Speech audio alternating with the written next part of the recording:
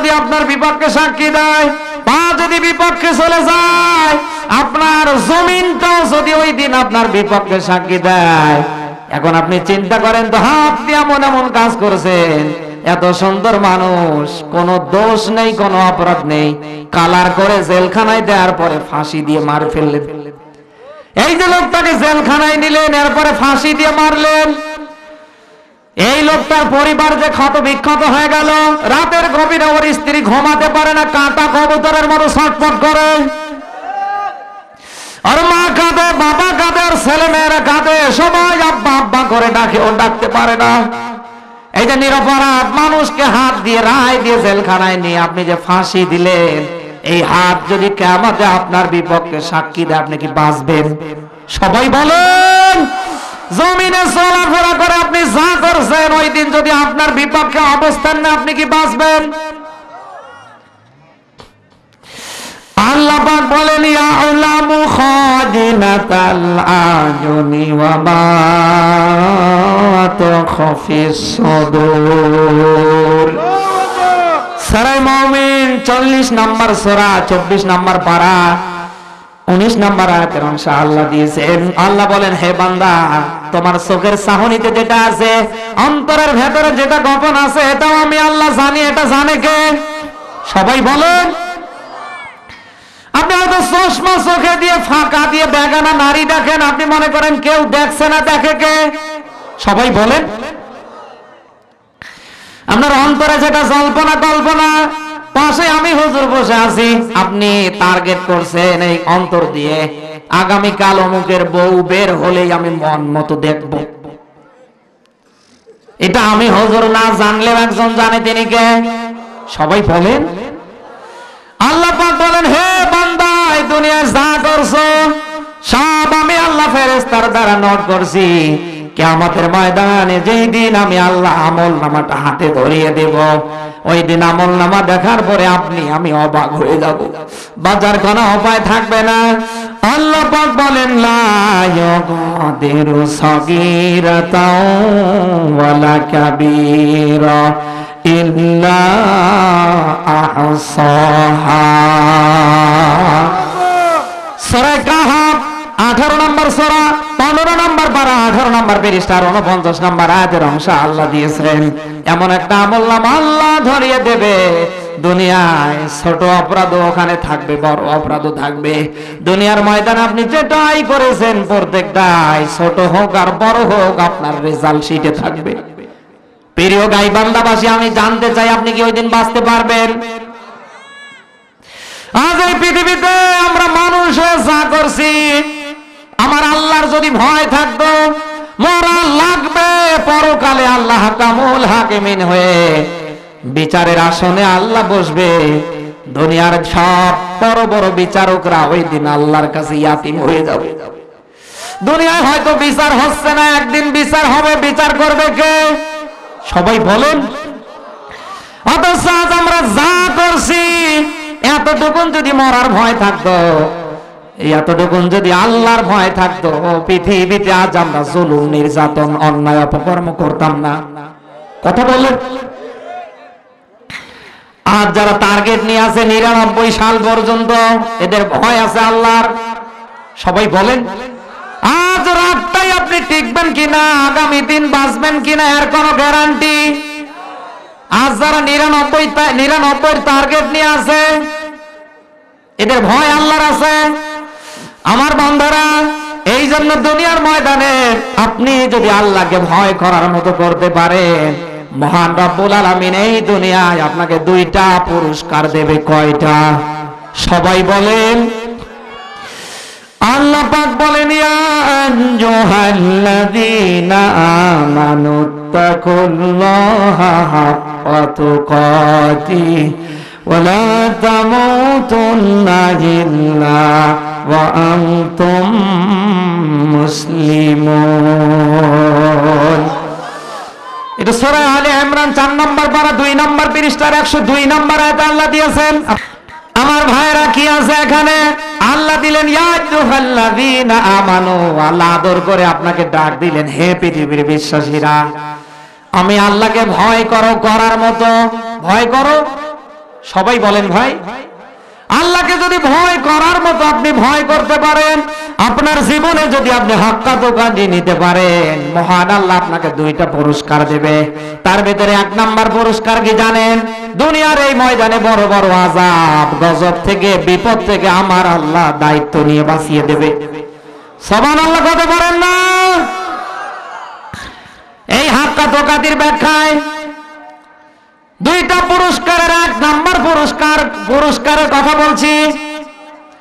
খলিফাতুল মুসলিমিন হযরত ওমর রাস্তা দিয়ে হাঁটছিলেন, একজন মদখোর মদ খাওয়ার পরে বোতলে করে নিয়ে ঢুলে ঢুলে যাচ্ছে। এরকম এই দেশে মদখোর আছে না নেই?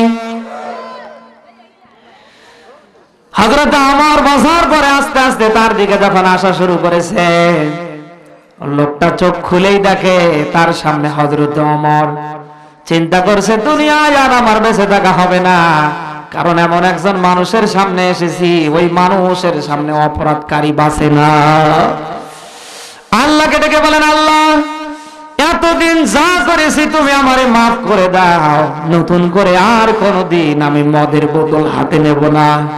সঙ্গে সঙ্গে মহান রব্বুল আলামিন মদের বোতলে যা ছিল সব দুধ বানিয়ে দিয়েছে। ওমর কাছাকাছি এসেছে, ওর দূর দূর ভাব, চক্ষু বন্ধ করে আছে। ওমর বলে, এই বেটা বোতলে কি বের কর। বোতল বের করার পরে হযরত ওমর দেখে পানি হওয়ার কথা লাল, কিন্তু পানি হয়ে গেছে পুরোটাই সাদা। এই বেটা চক্ষু বন্ধ করছিস কেন? এই সাদা এগুলো কি? হঠাৎ করে লোকটা বলে ফেলছে এগুলি দুধ। চক্ষু খুলে দেখে ছিল মদ, হয়ে গেছে কি। অবাক হয়ে গেল, চোখের পানি ছেড়ে দিয়ে চক্ষু বন্ধ করে ডেকে বলে, খলিফা তোমার ভয়ে ভীত হইনি, আমার আল্লাহর কাছে আমি এমন ভাবে ভয় করার মতো ভয় পৌঁছে দিয়েছি। আমার আল্লাহকে বলেছে, আল্লাহ ওমর থেকে যদি আমাকে বাঁচিয়ে দাও, জীবনে আর কোনোদিন মদের বোতল আমি হাতে নিব না। আজ ওই হাক্কা তোকাতি যদি আপনার ভেতরে থাকে, দুনিয়ায় যত বিপদে আপনি পড়েন এই বিপদ থেকে বাঁচিয়ে দেবে কে? হযরত ইউসুফ নবীকে জুলাইখা টার্গেটে নিলেন, যে করেই হোক অবৈধ ভাবে ইউসুফ নবীর সাথে জুলাইখা অবৈধ সম্পর্ক করবে। টার্গেটে ধরা পড়ে গেল। হযরত ইউসুফ নবীকে তার একটা ঘরের খাস কামরায় নিয়ে যাওয়ার পরে দরজাগুলি বন্ধ করে দিল। হযরত ইউসুফ নবী জুলাইখার ষড়যন্ত্র বুঝতে পারলেন। একবার যায় তাকিয়ে দেখে দেয়ালে ন্যাংটা ন্যাংটি নারী পুরুষের অনেক ছবি দেখা যায়। এই দেশেও এরকম আছে না নেই? যাদের বাড়িতে এরকম ন্যাংটা ন্যাংটির নারী পুরুষের ছবি আছে, মূর্তির ছবি আছে, ব্যাংকের ছবি আছে, আপনি ওগুলি রাখবেন না, আজকেই গিয়ে ছিঁড়ে ফেলবেন। কারণ যে ঘরে এগুলি থাকে ওই ঘরে আল্লাহর রহমত আসে না। ইউসুফ নবী দেখার পরে জুলাইখার দিকে তাকিয়ে দেখে জুলাইখা তার পরনের জামা কাপড় গুলি একটার পর একটা খুলে ফেলছে। ওই মুহূর্তে হযরত ইউসুফ আলাইহিস সালাতু ওয়াস সালাম আমার আল্লাহকে ডেকে বলেন, ইন্নী আখাফুল্লাহ, আল্লাহ আমি তোমাকে ভয় করি। সঙ্গে সঙ্গে আল্লাহ খুশি হয়ে গেল। হযরত ইউসুফকে ডেকে বললেন, ইউসুফ ভয় করো না, চিন্তা করো না, এই জুলাইখার ষড়যন্ত্র থেকে আমি তোমার রব, আমি তোমার আল্লাহ তোমাকে বাঁচিয়ে দিব। আজও বিভিন্ন জায়গায় নানা সমস্যায় নানা বিপদে আপনি পড়তে পারেন। ওই রকম ইউসুফ আলাইহিস সালামের ষড়যন্ত্রের জাল পেতেছিল যে নারী, ওই নারীর হাজারো উত্তরসূরি আছে এই পৃথিবীতে, তাদেরও জালের ভিতরে আপনি ফেসে যেতে পারেন। নবী ইউসুফের মতো যদি হাক্কা তুকাতি আপনার জীবনে আপনি নিতে পারেন, মহান রব্বুল আলামিন আপনাকে বাঁচিয়ে দেবে। এ ভাই, আল্লাহ কি পারে না? সবাই বলেন।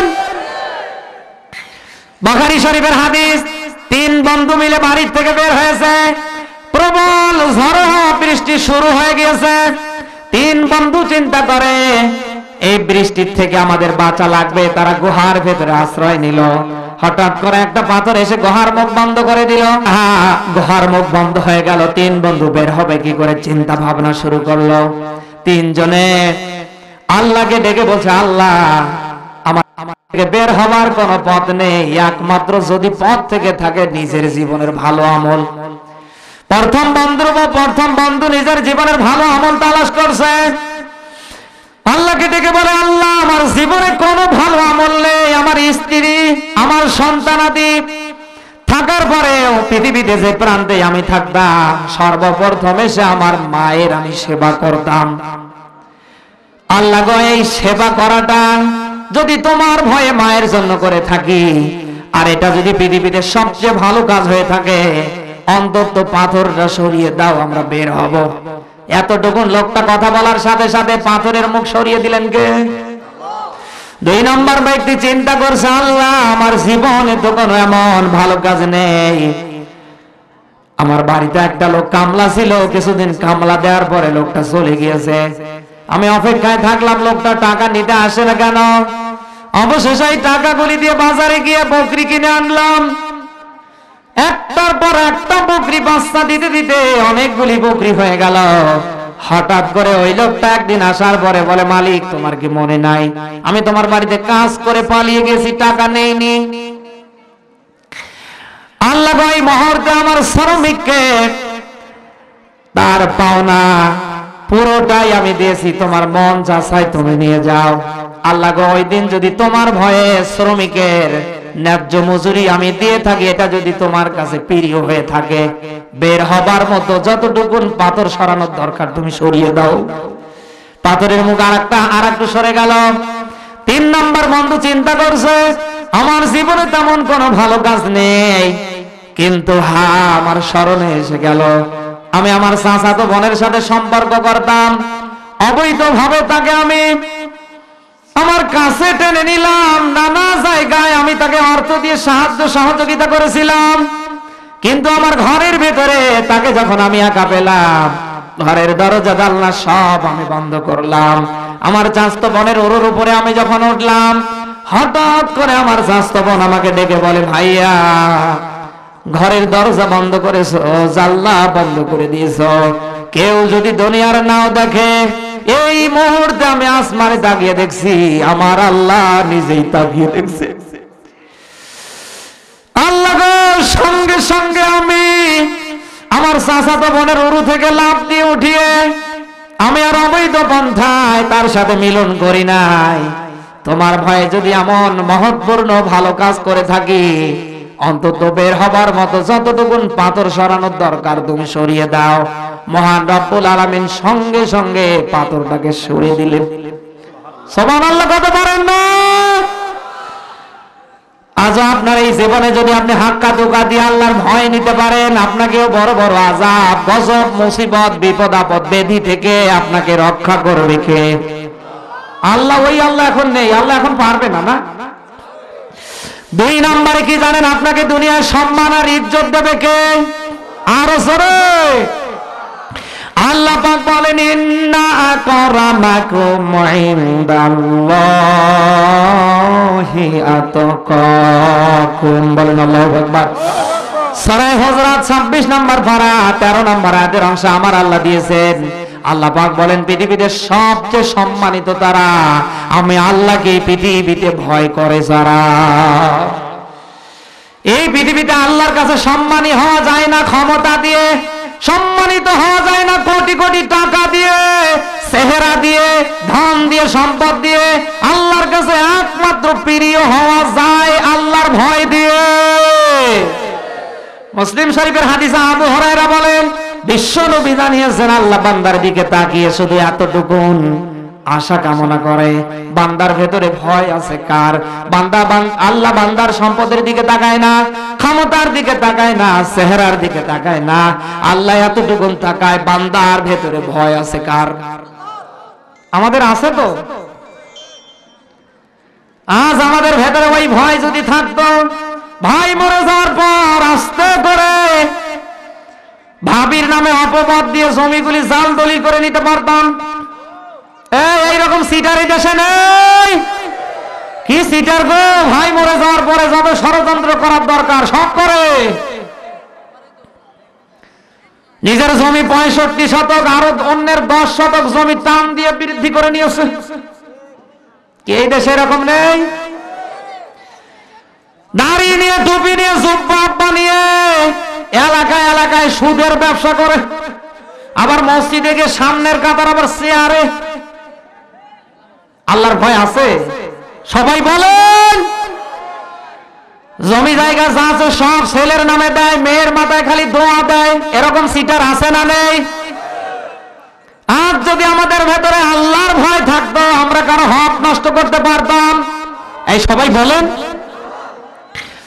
হাক্কা দোকাতির ব্যাখ্যায় 2 নম্বর, আল্লাহ আপনাকে পুরস্কার দেবে দুনিয়ার এই ময়দানে। আমার আল্লাহ আপনাকে সম্মান দেবে, ইজ্জত দেবে। বড় পীর আব্দুল কাদের জিলানী রাহমাতুল্লাহর বাবার নাম আবু সালে জঙ্গি মুসার। এই মুহূর্তে জীবনে আমার মনে পড়ে গেল হযরতে আব্দুল কাদের জিলানী রাহমাতুল্লাহর বাবা আবু সালে জঙ্গি মুসা ক্ষুধার্ত অবস্থায় রাস্তা দিয়ে হাঁটছেন, প্রতিমধ্যে নদী পড়ে গেল। ওই নদীর পানির উপরে দেখছে একটা ফল টক টক করে ভেসে আসছে। পানিতে নামার পরে আস্তে করে হাত ধরে হাত দিয়ে উঠিয়ে নিলেন। ফলটা খাওয়ার পরে তার জ্ঞান, তার সেন্স, বিবেক জাগ্রত হয়ে গেল। এই ফলটা তো না জানি কোন মানুষের কারো বাগানের হবে। আমি তো এই ফলটা খেয়ে ফেললাম, আমি তো অনুমতি নেইনি। এবার বাগানের মালিকের কাছে সামনের দিকে যাওয়া শুরু করেছে। দেখে নদীর ধারে একটা বাগান পড়ে আছে। ওই বাগানের কিছু গাছ পানির উপরে নদীতে ভাসমান অবস্থা আছে। একজন মানুষ উস্কু সুস্কু চেহারার, ময়লা কাপড় সবর পরে বাগানে কাজ করছে। ডেকে বলে, ভাই এই বাগানের মালিক কি আপনি? বলছে, না আমি বাগানের কামলা। মালিককে? ওই যে মুরব্বী চাচা, ওটাই হলো বাগানের মালিক। আবু সালে জঙ্গি মুসা চলে গেলেন, যায় সালাম দিলেন। ও চাচা, বেয়াদবি নেবেন না, মনে কষ্ট নেবেন না, আল্লাহর রাস্তায় আমারে মাফ করে দেবেন। আপনার এই বাগানের ফল পানিতে ভেসে যাচ্ছিল, আমি তো ক্ষুধার্ত অবস্থায় ছিলাম। দেখার পরে আমি তো আপনার অনুমতি ছাড়াই খেয়ে ফেলেছি। আমি এসেছি, আপনি আমারে আল্লাহর রাস্তায় মাফ করে দেন। বাগানের মালিক চিন্তা করে, আমার বাগান পাহারাদার থাকার পরে অনেকে ফল চুরি করে না? এদেশে ওই চোর নেই। কি সিটার গো, আম পাকলে আর আম থাকে না, জেব্রাইল নিয়ে যায়।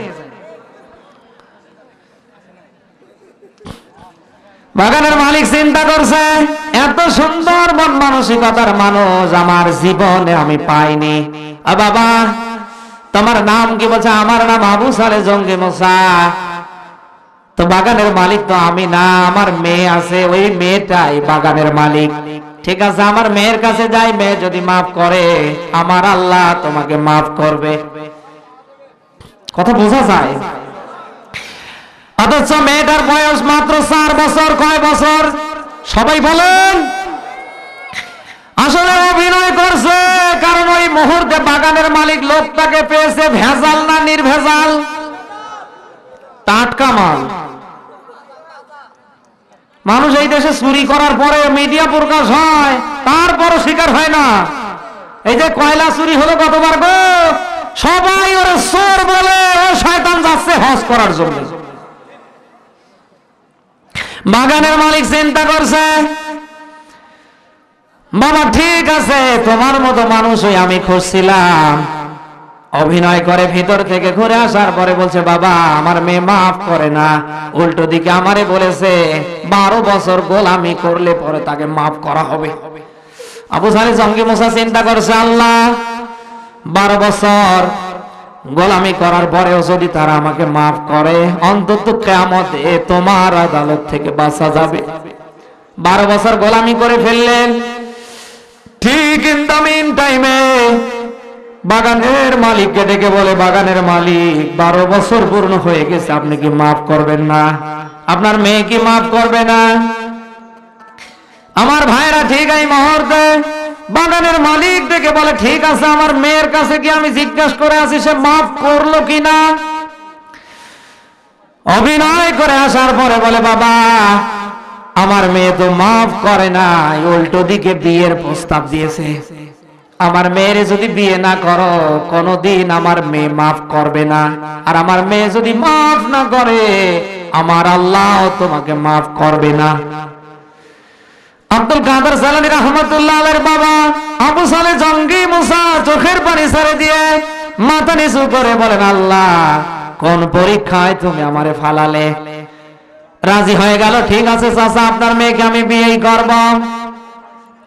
এমন একটা পর্যায়ে বাগানের মালিক ডেকে বলছে, বাবা আমার মেয়েকে তুমি বিয়ে করবা, রাজি হয়ে গেছো, আমি খুশি হলাম, কিন্তু আমার মেয়ের তো সমস্যা আছে। আমার মেয়ে চোখে দেখে না, কানা, আমার মেয়ে কানে শোনে না, এরপরে আমার মেয়ে হাত দিয়ে কিছু ধরতে পারে না, পা দিয়ে হাঁটতে পারে না। এই যে লেলা, ন্যাংরা, লুলা, কানা, বোবা, তুমি তো আমার মেয়েকে দেখোনি, আমার মেয়ের কিন্তু 3টা দোষ আছে। আবু সালে জঙ্গি মুসা বড় বিপদে পড়ে গেলেন, মাথা নিচু করে বলেন, আল্লাহ আমি কি পরীক্ষায় সফল হতে পারবো? অবশেষে রাজি হয়ে গেল। কাজী সাহেব বিয়ে পড়িয়ে দিলেন। তারা বাসর করতে গিয়েছে, বাসর করতে গিয়ে দেখে তার শ্বশুর বাবা যেটা বলেছে সব মিথ্যা। মেয়ের কাছ থেকে ঘর ছেড়ে বের হয়ে আসা শুরু করেছে। উম্মুল খায়ের ফাতেমা ডেকে বলছে, ও স্বামী, আমার আব্বাকে আপনি প্রতারক ভণ্ড মনে করবেন না, আমার আব্বা যেটা বলেছে সব সত্য, 3টা কথাই রাইট। কেন জানেন? আপনি যখন আমার বাবার কাছে এসেছিলেন ওই মুহূর্তে আমার বুঝে হয়নি, তখন আমার বয়স ছিল 4 বছর। 12 বছর গোলামি করার পরে আমার বয়স হয়ে গেছে 16 বছর। আমার বাবা যে 3টা কথা আপনাকে বলেছে, আমি ন্যাংরা, লুলা, কানা, বোবা, কেন বলেছে জানেন? এই হাত দিয়ে কোনদিন আমি অপরের ক্ষতি করি নাই, পা দিয়ে কোনদিন খারাপ জায়গায় যাই নাই, কান দিয়ে কোনদিন অন্যের গীবত পরনিন্দা শুনি নাই, জবান দিয়ে আমি করি নাই, চক্ষু দিয়ে কোনো পরপুরুষকে আমি দেখি নাই। এই জন্যই আমার বাবা বলেছে আমি কানা, বোবা, ন্যাংরা, লুলা। আমার বন্ধুরাই হাক্কা ধোকা দিয়ে আবু সালে জঙ্গি মুসার জীবনে থাকার কারণে বাগানও পেয়ে গেল, সুন্দরী বউ পেয়ে গেল, আর তার পেটের ভেতর থেকে এমন সন্তান আল্লাহ দুনিয়ায় বের করে দিলেন যে সন্তান দুনিয়ায় আসার সঙ্গে সঙ্গে 5 বছর বয়সে কোরআনে কারিম মুখস্থ বলতে পারে। আপনার আমার জীবনে যদি থাকে, ওই আল্লাহ ওই রকম আমাদেরকেও কিছু দিয়ে সম্মান আর ইজ্জত দিতে পারে না, পারে না। আমার বন্ধুরা, এই জন্য দুনিয়ার এই ময়দানে আপনি যেটাই করেন না কেন, আল্লাহ একজন আছে, তিনি দেখে। দুনিয়ায় বিচার না হলেও কিয়ামতে বিচার হবে। অথচ এই দেশে আমাদের ভেতরে আল্লাহর ভয় হাক্কা ধোঁকা না থাকার কারণে আজ আমরা এমন এমন কর্ম করছি, মাঝে মাঝে শয়তান হাসে। কথা বলে না কেন? ইয়া বড় দাড়ি টুপি সুব্বা, ওই লোক হয় যাত্রার সভাপতি। এই দেশে নেই দাড়িওয়ালা চাচা গো যুবতী মেয়ে নিয়ে পালিয়ে যায়। এই দেশে নেই। ওই চাচার ভেতরে যদি হাক্কা ধোঁকা থাকতো, ওই চাচা নিজের মেয়ের মতো সমবয়সী মেয়েকে নিয়ে কি পালাতো? আজ যারা পরকীয়া প্রেমের সাথে জড়িত, নারী হোক আর পুরুষ হোক, এদের ভেতরে যদি আল্লাহর ভয় থাকতো, আমার তো মনে হয় কোনদিন তারা অবাধে মেলা মেশায় লিপ্ত হতো না। আজ এই বাংলাদেশে হাজার হাজার জারো সন্তান হচ্ছে এই কারণে।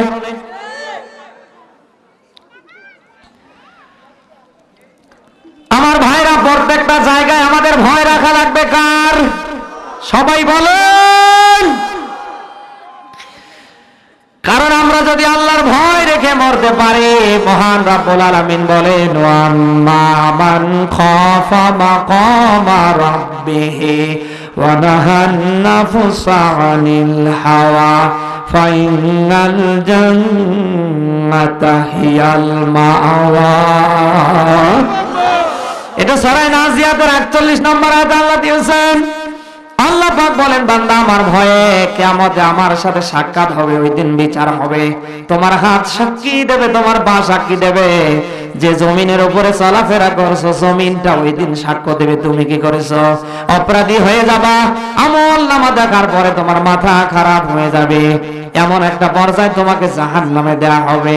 কথা বলেন না কেন আমার ভাইরা? ওই ভয় যদি আমাদের ভেতরে থাকে, দুনিয়ার এই ময়দানে হয়তো আল্লাহ সম্মান দেবে, ইজ্জত দেবে।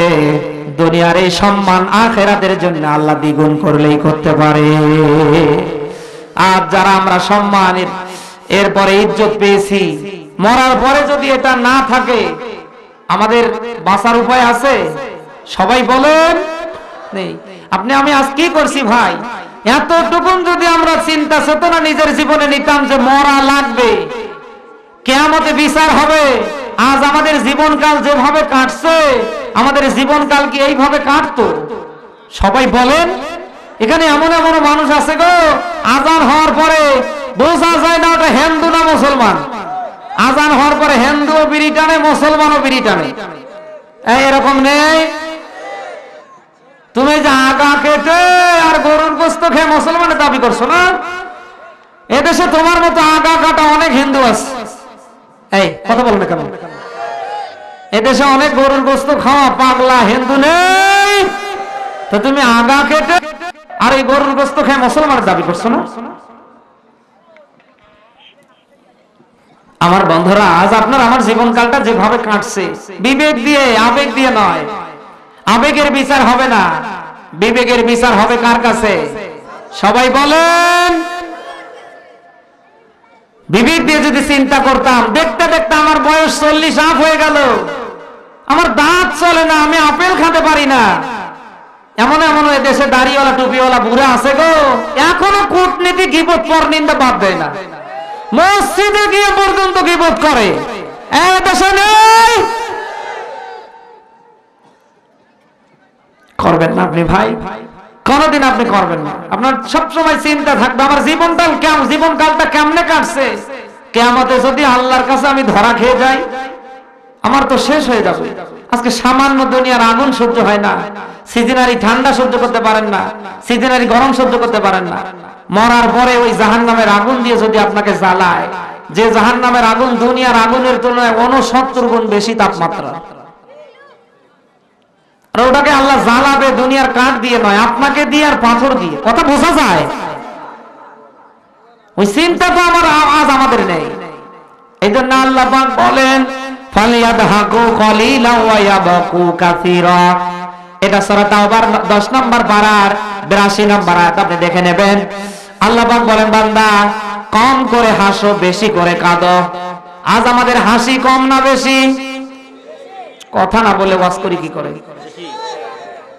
আপনি এই দুনিয়ায় যত কম হাসবেন, দুনিয়ায় যত আপনি বেশি বেশি করে আখিরাতের জন্য কান্না করবেন।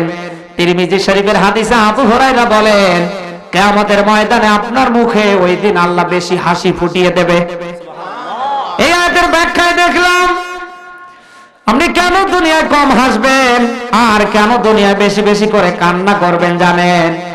আজ আপনি দুনিয়ায় যা করছেন, আল্লাহ যদি আপনাকে মাফ না করে আপনার বাঁচার উপায় থাকবে না। কথা বলেন। হাজারো আমলের বস্তা নিয়ে আপনি বাঁচতে পারবেন না। বনি ইসরাইলের এক যুবকের কথা আমার মনে পড়ে গেল।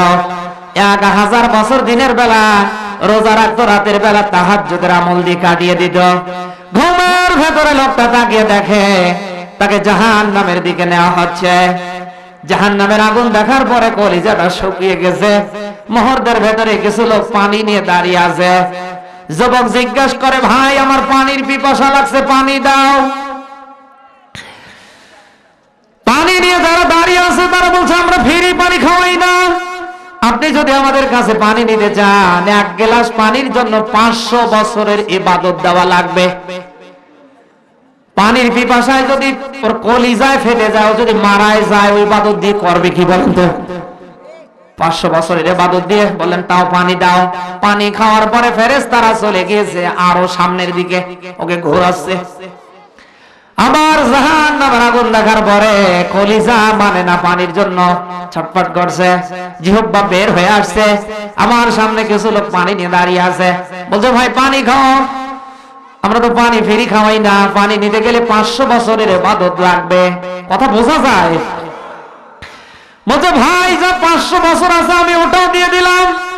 মুহূর্তের ভেতরে লোকটার ঘুম যখন ভেঙে গেল,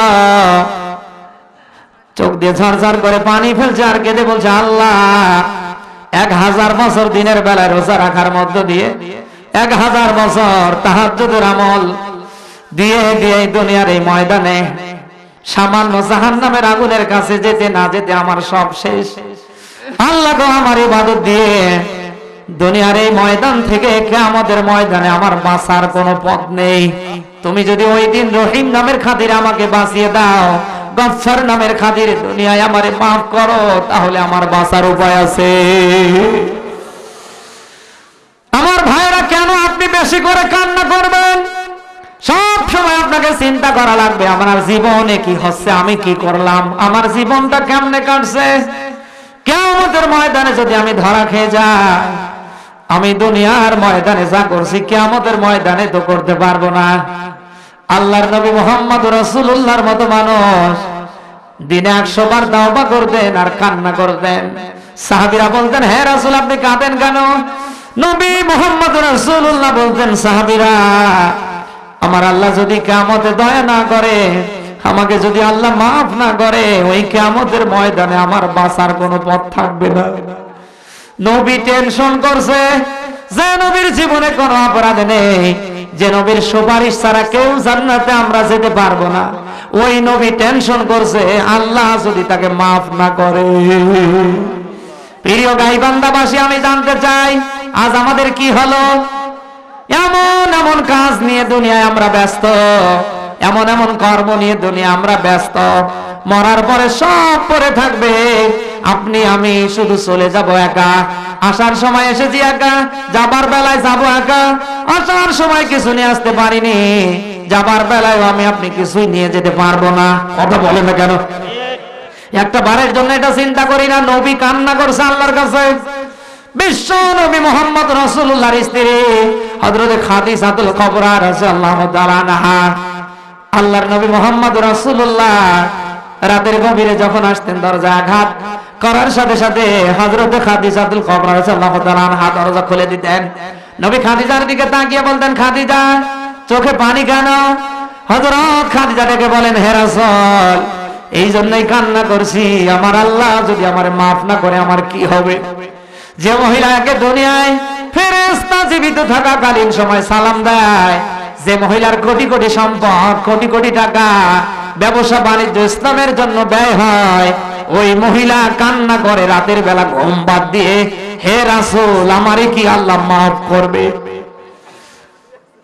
হযরত আবু বকর আর ওমরের জীবনী পড়েছি। ইসলাম গ্রহণ করার পরে আল্লাহর নবী মাঝে মাঝে আবু বকরের বাড়িতে, ওমরের বাড়িতে রাতের বেলা যেতেন। নবী আমার আড়াল থেকে আবু বকর ওমর কি করছে নবী আমার শুনতেন, জানতেন। হঠাৎ করে আবু বকরের বাড়িতে নবী আমার রাতের বেলা গিয়েছে। আপনাদের কষ্ট হচ্ছে না তো?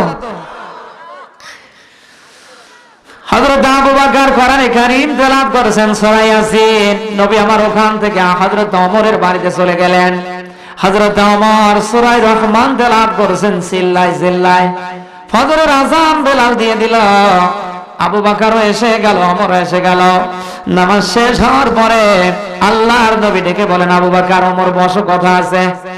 নবী বলেন আবু বকর গত রাতে আমি তোমাদের বাড়িতে গিয়েছিলাম, দেখি তোমরা রাত্রি বেলা ইবাদত করো না, ঘুম পাড়ো। এ আবু বকর দেখলাম টিপ টিপ করে আলো জ্বলছে আর তুমি কোরআনে কারীম তেলাওয়াত করছো এত সুললিত কণ্ঠে। আমি ওমরের বাড়িতে চলে গেলাম, তাকিয়ে দেখি ওমর এত জোরে জোরে কোরআনে কারীমের সূরা রহমান পড়ছে। এ আবু বকর আমি জানতে চাই তুমি আস্তে আস্তে কোরআন কেন পড়লে? ওমর রে জানতে চাই চিল্লায় চিল্লায় তোমরা কেন কোরআন পড়লে? আবু বকর বলেন হে রাসূল আমার আল্লাহ এমন আল্লাহ, চিল্লায় পড়লেও আমার আল্লাহ শুনতে পায়, আস্তে আস্তে গুনগুন করে পড়লেও আমার আল্লাহ শুনতে পায়। হযরত ওমর বলেন হে রাসূল আমি কেন জোরে জোরে পড়েছি জানেন? আমি কোরআনে কারীম জোরে জোরে পড়তে পড়তে আমার আওয়াজটা যত দূর যাবে তত দূর আর শয়তান থাকবে না। এরপরে আমার পরিবারের ভিতরে সবাই যাতে ফজরের নামাজ সঠিক সময় ওয়াক্ত মতো পড়তে পারে, এই জন্য আমি অমর জোরে জোরে আল্লাহর কোরআন পড়ছি।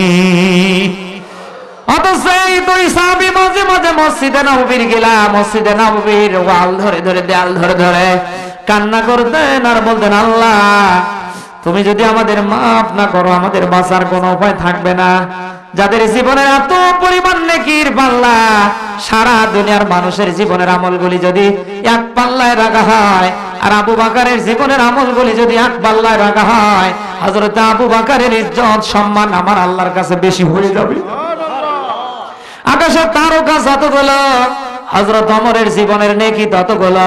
এত পরিমাণ পুণ্য, এত পরিমাণ ভালো আমল থাকার পরে তারা টেনশন করছে, হে রাসূল আল্লাহ কি আমাদের মাফ করবে? আজ আমাদের কি হলো? আল্লাহ পাক বলেন, ওয়াসারিউ ইলা মাগফিরাতিম মির রাব্বিকুম ওয়া জান্নাতিন আরদুহাস সামাওয়াতু ওয়াল আরদ। বলেন আল্লাহু আকবার। এটা সূরা আলে ইমরান 4 নম্বর পারা 6 নম্বর পৃষ্ঠা 133 নম্বর আয়াতে আল্লাহ দিয়েছেন। আল্লাহ বলেন দৌড়াও। কার কথা? আপনারা হিমাচ্ছেন না? আল্লাহ বলেন দৌড়াও আমার ক্ষমার দিকে। ও বান্দা, তুমি যদি আমার ক্ষমা পেয়ে যাও, এমন জান্নাতের মালিক আমি আল্লাহ তোমাকে বানিয়ে দেব যে জান্নাতের বিশালতা হলো জমিন আর আসমান। আল্লাহ আপনাকে ডাকছে, বান্দা দৌড়াও। এখন আল্লাহর ডাকে সাড়া দিয়ে এই দেশে যদি আপনি ইসলাম আর আল্লাহর বিধান নিজের জীবনে নিয়ে আপনার জীবনের গুনাহ মাফ করাতে না পারেন, এই দোষ আল্লাহর। সবাই বলেন। আজ অনেক মানুষ মনে করে জাহান্নাম বানিয়েছে আল্লাহ আমাদেরকে ওখানে দেওয়ার জন্য। আল্লাহর ঠেকা পড়েছে। জাহান্নামে আল্লাহ দেবে ওই জন্য জাহান্নাম আল্লাহ বানায়নি। জাহান্নাম কেন বানিয়েছে জানেন? জাহান্নামের কথা কোরআনে আল্লাহ কেন দিয়েছে জানেন? জাহান্নামের কথা শুনলে, আযাবের কথা শুনলে যাতে আপনি ভয় করেন, জাহান্নামে যাওয়ার জন্য যে কাজগুলি আপনি বাদ দেন, ওই জন্যই জাহান্নামের কথা আল্লাহ কোরআনে দিয়েছে। কথা বোঝা যায়? এত আদর দিয়ে মহব্বত করে ভালোবেসে আল্লাহ আপনাকে বানিয়েছে জাহান্নামে দেওয়ার জন্য নয়। কারণ এক ভাগ মহব্বত আছে সারা দুনিয়ার সৃষ্টিকুলের উপরে, আর 99 ভাগ মহব্বত আছে কার কাছে? সবাই বলেন। কোরআন শরীফে সূরা ফাতিহা থেকে নাস পর্যন্ত যতটুকুন পেরেছি গবেষণা করার, যতটুকুন মেধার যোগ্যতা আল্লাহ দিয়েছে, আমি দেখেছি কোথাও আল্লাহ রহিম দিয়েছে, কোথাও রহিম মা আল্লাহ দিয়েছে, কোথাও আল্লাহ গফুর দিয়েছে, কোথাও আল্লাহ গফফার দিয়েছে। সুবহানাল্লাহ বলতে পারেন তো? আপনি যদি আল্লাহর বান্দা হয়ে আপনি যদি এই দুনিয়ায় আল্লাহর কাছে ক্ষমা পেতে চান, আপনি যদি আল্লাহর ক্ষমার কাছে দৌড়ান, ওই আল্লাহর রহমান নামের ওসিলায় নয়, রহিম নামের খাতিরে, গফফার নামের খাতিরে আপনাকে মাফ করে দিবে। একটু গরম চাটা থেকে দিতে হবে। এজন্য আল্লাহর ক্ষমা আমাদের দরকার আছে না নেই? আমার ভাইরা, আজ আমাদের কি হয়ে গেল? আমরা এগুলি কিছু মনেই করছি না যে আল্লাহ আমাদের মাফ করলো কিনা। কথা বলে না কেন? এই জন্য তিরমিজি শরীফের হাদিস, আল্লাহর নবী বলেন কিয়ামতের ময়দান যেদিন কায়েম হবে, ওই দিন আল্লাহ বান্দাকে 5টা বিষয় জিজ্ঞেস করবে। কয়টা বিষয়? তার ভিতরে 1 নাম্বার আপনার জীবন কালটা কেমনে কেটেছে এর ব্যাপারে জিজ্ঞেস করবে কে? 2 নম্বরে আপনার যৌবন কালটা কেমনে কাটলো এর ব্যাপারে জিজ্ঞেস হবে কার কাছে? আর যারা অনেক সম্পদের মালিক, আপনি সুদের টাকা দিয়ে, ঘুষের টাকা দিয়ে অবৈধভাবে যে সম্পদ অর্জন করলেন, কিয়ামতের ময়দানে এর জন্য জবাব দেওয়া লাগবে কার কাছে? না না, আপনাদের তো জবাব দেওয়া লাগবে না। এই অবৈধ পন্থায় কারা কারা সম্পদ অর্জন করছেন হাত তোলেন তো দেখি। এই যে একটা লোক হাত উঠছে, পাগল। আমার বন্ধুরা, আজ অবৈধ পন্থায় যারা কোটি কোটি টাকা কলমের খোসা দিয়ে আত্মসাৎ করছে, এই যে সম্পদের পাহাড়গুলির ব্যাপারে কিয়ামতে কি আল্লাহ ওদের ধরবে না? এই যে ইসলামিক ফাউন্ডেশনের মহাপরিচালক শামীম আফজাল 1000 কোটি টাকা কলমের খোসা দিয়ে মেরে নিয়েছে নিরীহ ইমাম আর মুয়াজ্জিনদের। এই কথা বলেন কেন? কি বড় দাড়ি গো, কি বড় টুপি, আর বক্তব্য শুনলে শয়তান হাসে। এই যে লোকটা কলমের খোসা দিয়ে কোটি কোটি টাকা আত্মসাৎ করলো, এই লোকটা কিয়ামতে কি আল্লাহর দরবারে দাঁড়াবে না? সবাই বলেন। আজ এই দেশে যদি জনগণের হক মানুষ নষ্ট না করত, এই দেশের জনগণ কোনদিন রাস্তায় বের হতো না ভিক্ষা করার জন্য। কিন্তু এমন এমন ভিক্ষুক এই দেশে আছে গো, যারা হাত পেতে খায় তাদের চেয়ে ওরা বড় ভিক্ষুক। কথা বলে না কেন? কলমের খোসা দিয়ে রাস্তার টাকা, মসজিদের টাকা, মাদ্রাসার টাকা, ঈদগার টাকা খেয়ে একাকার। দেশে না রাখে, বেটার নামে রাখছে ওই বাহিনী। এর ভেতরে যদি আল্লাহর ভয় থাকতো, এই কলমের খোসা দিয়ে এইভাবে কোটি কোটি টাকা মারতে পারতো? আমার ভাইরা, 4 নম্বরে আপনাকে যে আল্লাহ সম্পদ দিয়েছে, ব্যয়ের ব্যাপারে জিজ্ঞেস করবে কে? আজ বিভিন্ন জায়গায় ব্যয়ের ব্যাপারে আপনি কিছু মনেই করেন না। সব জায়গায় আপনার সম্পদ আপনি ব্যয় করতে পারবেন না। আল্লাহর দ্বীনের জন্য, কোরআনের জন্য, মসজিদের জন্য, মাদ্রাসার জন্য এমন এমন জায়গায় অর্থ খরচ করবেন, আপনি না থাকলেও জানো কিয়ামত পর্যন্ত সব আমলনামায় দিতেই আল্লাহ থাকে। সুবহানাল্লাহ করতে পারেন না? কিন্তু আজ আপনি এমন এমন জায়গায় টাকা ফুরাচ্ছেন, কিয়ামতের জন্য হিসাব হবে না। না, বউয়ের শাড়ি কিনছে গো, ওটা মশারি। বেটির জামা কিনছে, আগে 3 পিস কিনেছে, এখন কিনে ফেলছে 1 পিস। এই যে মশারি কিনে এনে আপনার বউকে দিলেন, বাজার থেকে 1 পিস মশারি কিনে নিয়ে এসে মেয়েটাকে দিলেন। একটার পর একটা পোশাক থাকার পরে 3 মাস পরার পরে আপনার বউ বলছে আরো আনো। বউয়ের নাম এই দেশে আমি দিয়েছি আনো। কথা বোঝা যায়? ওদেরকে যতই দেবেন ওরা ততই বলবে আনো।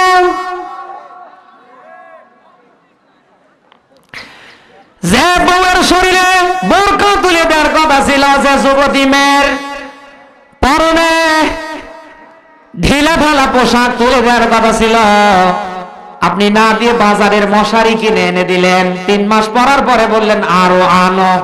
আপনি যে টাকা দিতেই আছেন, বউ যখন তখন বলে আমার 20,000 লাগবে, আপনি দিয়ে দিলেন। এই আর হিসাব হবে না।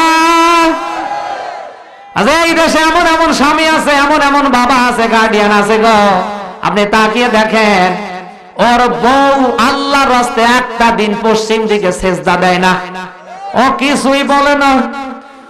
ওটা বউ না আর কিছু, আমি তো মনে করি ওটা কটকটি। কিছুই বলে না। বউয়ের হাতে 40,000 টাকা দামের টাচ মোবাইল, বেটির বয়স কেবল 11 বছর, ক্লাস 9-এ পড়ে, ওর হাতে 12,000 টাকা দামের টাচ মোবাইল। ছেলে পড়ে ক্লাস 10-এ, তারও হাতে ওই রকম দামের মোবাইল। কথা বলেন, আপনি কি করেন? এই মেয়েটা ক্লাস 9-এ পড়ে, এর তো মোবাইল ইউজ করার দরকার হয় না। ছেলে এখনো ম্যাট্রিক পাস করেনি, ওর তো 20,000 টাকা দামের মোবাইলের দরকার হয় না। আপনি যায় অতিরিক্ত টাকাগুলি নষ্ট করে ফেললেন, কিয়ামতের ময়দানে জবাব দেওয়া লাগবে কার কাছে? বাবা গো, মেয়ে কি করছে, ছেলে কি করছে, বউ কি করছে, কোনো খোঁজ রাখি না, মসজিদে গিয়ে আল্লাহ আল্লাহ করি। এটা শয়তান। আপনি তো দায়িত্বশীল, আপনি গার্ডিয়ান, আপনার তো উচিত ছিল আপনার ম্যাডামের, আপনার স্ত্রীর এই 20,000 টাকা দামের মোবাইলে কি আছে মেসেজ ফাংশন গুলিতে গিয়ে দেখেন। আপনি না থাকলে পরে বল্টু নামক যুবকের সাথে কি মেসেজে আদান প্রদান করে। আপনার মেয়েটার মোবাইলটা চেক করে দেখেন মেমোরিতে কি আছে, ডাটা অন করে দেখেন রীতিমতো কি দেখে। এরপরে মেসেজ ফাংশনে যান, কল ফাংশনে যান। রাত 12টার পরে আপনার মেয়ে কোন ছেলের সাথে আল্লাহ আল্লাহ জিকির করে, ছেলেটার মোবাইলটা হাতে নেন। আপনার ছেলে দেখেন কার বেটির সাথে রাত 3টার পরে আল্লাহ আল্লাহ করে। কি এইরকম বাবা এখন এই দেশে বেশি আছে? আমার ভাই রায় যায় সম্পদ আল্লাহ দিয়েছে, এই জন্য যা ইচ্ছা আপনি তাই করবেন, যেখানে সেখানে ব্যয় করবেন। আপনি এগুলি ব্যয় ওইভাবে করতে পারবেন না, কারণ আল্লাহ বলেন না, আল্লাহ পাক বলেন ইন্নাল মুবাদদিরিনা কানু ইখওয়ানাশ শায়াতিন। সূরা বনী ইসরাঈলের ভেতরে আল্লাহ তথ্যটা দিয়েছেন। আল্লাহ পাক বলেন অপচয়কারীরা কার ভাই? সবাই বলেন। আজ যারা অপচয় করছে তারা শয়তানের ভাই, আর এদেরকে কিয়ামতে ধরবে কে? আরো জোরে বলেন। এজন্য সব জায়গায় অর্থ খরচ করা যাবে না, যতটুকুন দরকার ততটুকুন খরচ করা লাগবে, নাহলে জবাব দেওয়া লাগবে কার কাছে? আরো জোরে বলেন। ওমান আমিলা ফিমা আলিম, যতটুকুন মেধা যোগ্যতা জ্ঞান আল্লাহ দিয়েছে এর উপরে কিয়ামতে প্রশ্ন করবে কে? আরো জোরে বলেন। আজ আমাদের ভেতরে যদি এতটুকুন থাকতো, আমরা দুনিয়ায় আজ যা করছি গো এগুলি কোনটাই করতাম না। 71, 61, 41 এর টার্গেট নিয়ে এত দূরের কথা, হাজারো মানুষকে কষ্ট দিয়ে রাতে রাতি যা করলাম এগুলি করা তো দূরের কথা, এদেশে কান্নায় ভরে ভরে চোখে ঘা ধরাতাম যে লোকেরা মাফ করলো কিনা। বাচ্চা সাদ্দাদের কথা মনে পড়ে গেল, আপনাদের কষ্ট হচ্ছে না? তা ওই এমন জালিম ছিল, 22টা রাষ্ট্রের স্বর্ণ মুদ্রা হীরা দিয়ে বেহেশত বানালো। নবী লূত আলাইহিস সালামকে বলে ফেলল, ও পয়গম্বর, বেহেশত তো সুন্দর, তা আমি একটু ট্রাই করে দেখতে চাই আমি ওই রকম মানের বেহেশত বানাতে পারি কিনা। লূত নবী বলেন তুমি পারবা না। সব কিছু কমপ্লিট করলেন বেহেশত বানানোর জন্য। 22টা রাষ্ট্রের স্বর্ণ মুদ্রা, হীরা মণি মুক্তা যা আছে সব নিয়ে এসে ফেললেন। বেহেশত বানানোর কাজ শুরু হয়ে গেল। একজন বৃদ্ধা মহিলা হেঁটে যাচ্ছেন, তার কানে ছিল দুল। হঠাৎ করে দেখার পরে টান দিয়ে দুলটা ছিঁড়ে বাচ্চার লোক চলে গেল। মহিলাটা জামিনে পড়ার পরে কাঁটা মুরগির মতো লাফাঝাপা করছে, সিজদায় পড়ে কান্না করছে, আল্লাহ দুনিয়ার ময়দানে জালিমদের অত্যাচার থেকে তুমি কি বাঁচাবা না? এই পৃথিবীতে 3 জনের দোয়া মহান আল্লাহ রাব্বুল আলামিন পর্দা ছাড়া কবুল করে নাই। তার ভেতরে মাজলুম ব্যক্তি যখন বিপদে পড়ে দোয়া করে আল্লাহ সঙ্গে সঙ্গে কবুল করে নাই। সুবহানাল্লাহ বলতে পারেন না? দোয়া কবুল হয়ে গেছে। মুহূর্তের ভেতরে বাচ্চার লোকজন ডেকে বলে, বাচ্চা বেহেশত বানানো তো হয়ে গেছে, আপনি কি বেহেশতে ঢুকবেন না? বাচ্চা বলেন ঠিক আছে, আমি পোশাক পরে অন্তত রেডি হই। পোশাক পরে রেডি হয়ে গেলে ঠিক ইন দা মিন টাইমে বেহেশতের গেটে যখন এসে গেলেন ঘোরাতে, তাকিয়ে দেখে একজন ভিক্ষুক একটা ব্যাগ ঘাড়ে নিয়ে হাতে লাঠি নিয়ে দাঁড়িয়ে আছে ঠিক বেহেশতের গেট বরাবর। বাচ্চা সাদ্দাত বলে, কে রে তুই, তোর এত বড় সাহস? ভিক্ষুক ডেকে বলে, আমারে দেখে আপনি রাগ দেখাবেন না, দুনিয়ার সাধারণ কোন ফকির না, এই মুহূর্তে আমি আল্লাহর ফকির। তুই আমারে চিনিস? আমি মালাকুল মউত আজরাইল। সাদ্দাতের জীবনে পানি আছে, বলছে মালাকুল মউত আজরাইল আপনি এসেছেন, বলেন কি করতে পারি, আপনার কি সেবা? বলছে কোনো সেবা লাগবে না, এই মুহূর্তে আল্লাহ হুকুম দিয়েছেন আপনার জান কবজ করা লাগবে। বলছে অন্তত আমি ঘুরে আসি, ঘোড়া থেকে খালি একটা পা নামাতে দেরি, আজরাইল ধাক্কা মেরে দুনিয়ার থেকে মরে বিদায় করতে দেরি না। এর থেকে আমি শিক্ষা দিচ্ছি এই ঘটনা থেকে, আজ যারা মানুষের উপর জুলুম নির্যাতন একটার পর একটা চাপিয়ে দিচ্ছে, নিরপরাধ মানুষগুলির নামে মামলা দিয়ে যারা জেলখানায় নিচ্ছে, যাদেরকে ফাঁসি দিয়ে দুনিয়ার থেকে বিদায় করছে, খোদার কসম করে বলি আপনি বাদশা সাদ্দাদের মতো যেগুলি করার জন্য করছেন, বাদশা সাদ্দাদ যেমন বেহেশত ভোগ করতে পারেনি আপনিও পারবেন না। আজ আমার দেশের মানুষেরা অতিষ্ঠ হয়ে গিয়েছে, হুজুর এত দোয়া করি, এত নামাজ পড়ি, তাহাজ্জুদের বেলায় দোয়া করি, কিন্তু যারা এমন কর্ম করে তাদের কিছুই হচ্ছে না। কেন হচ্ছে না বলবো।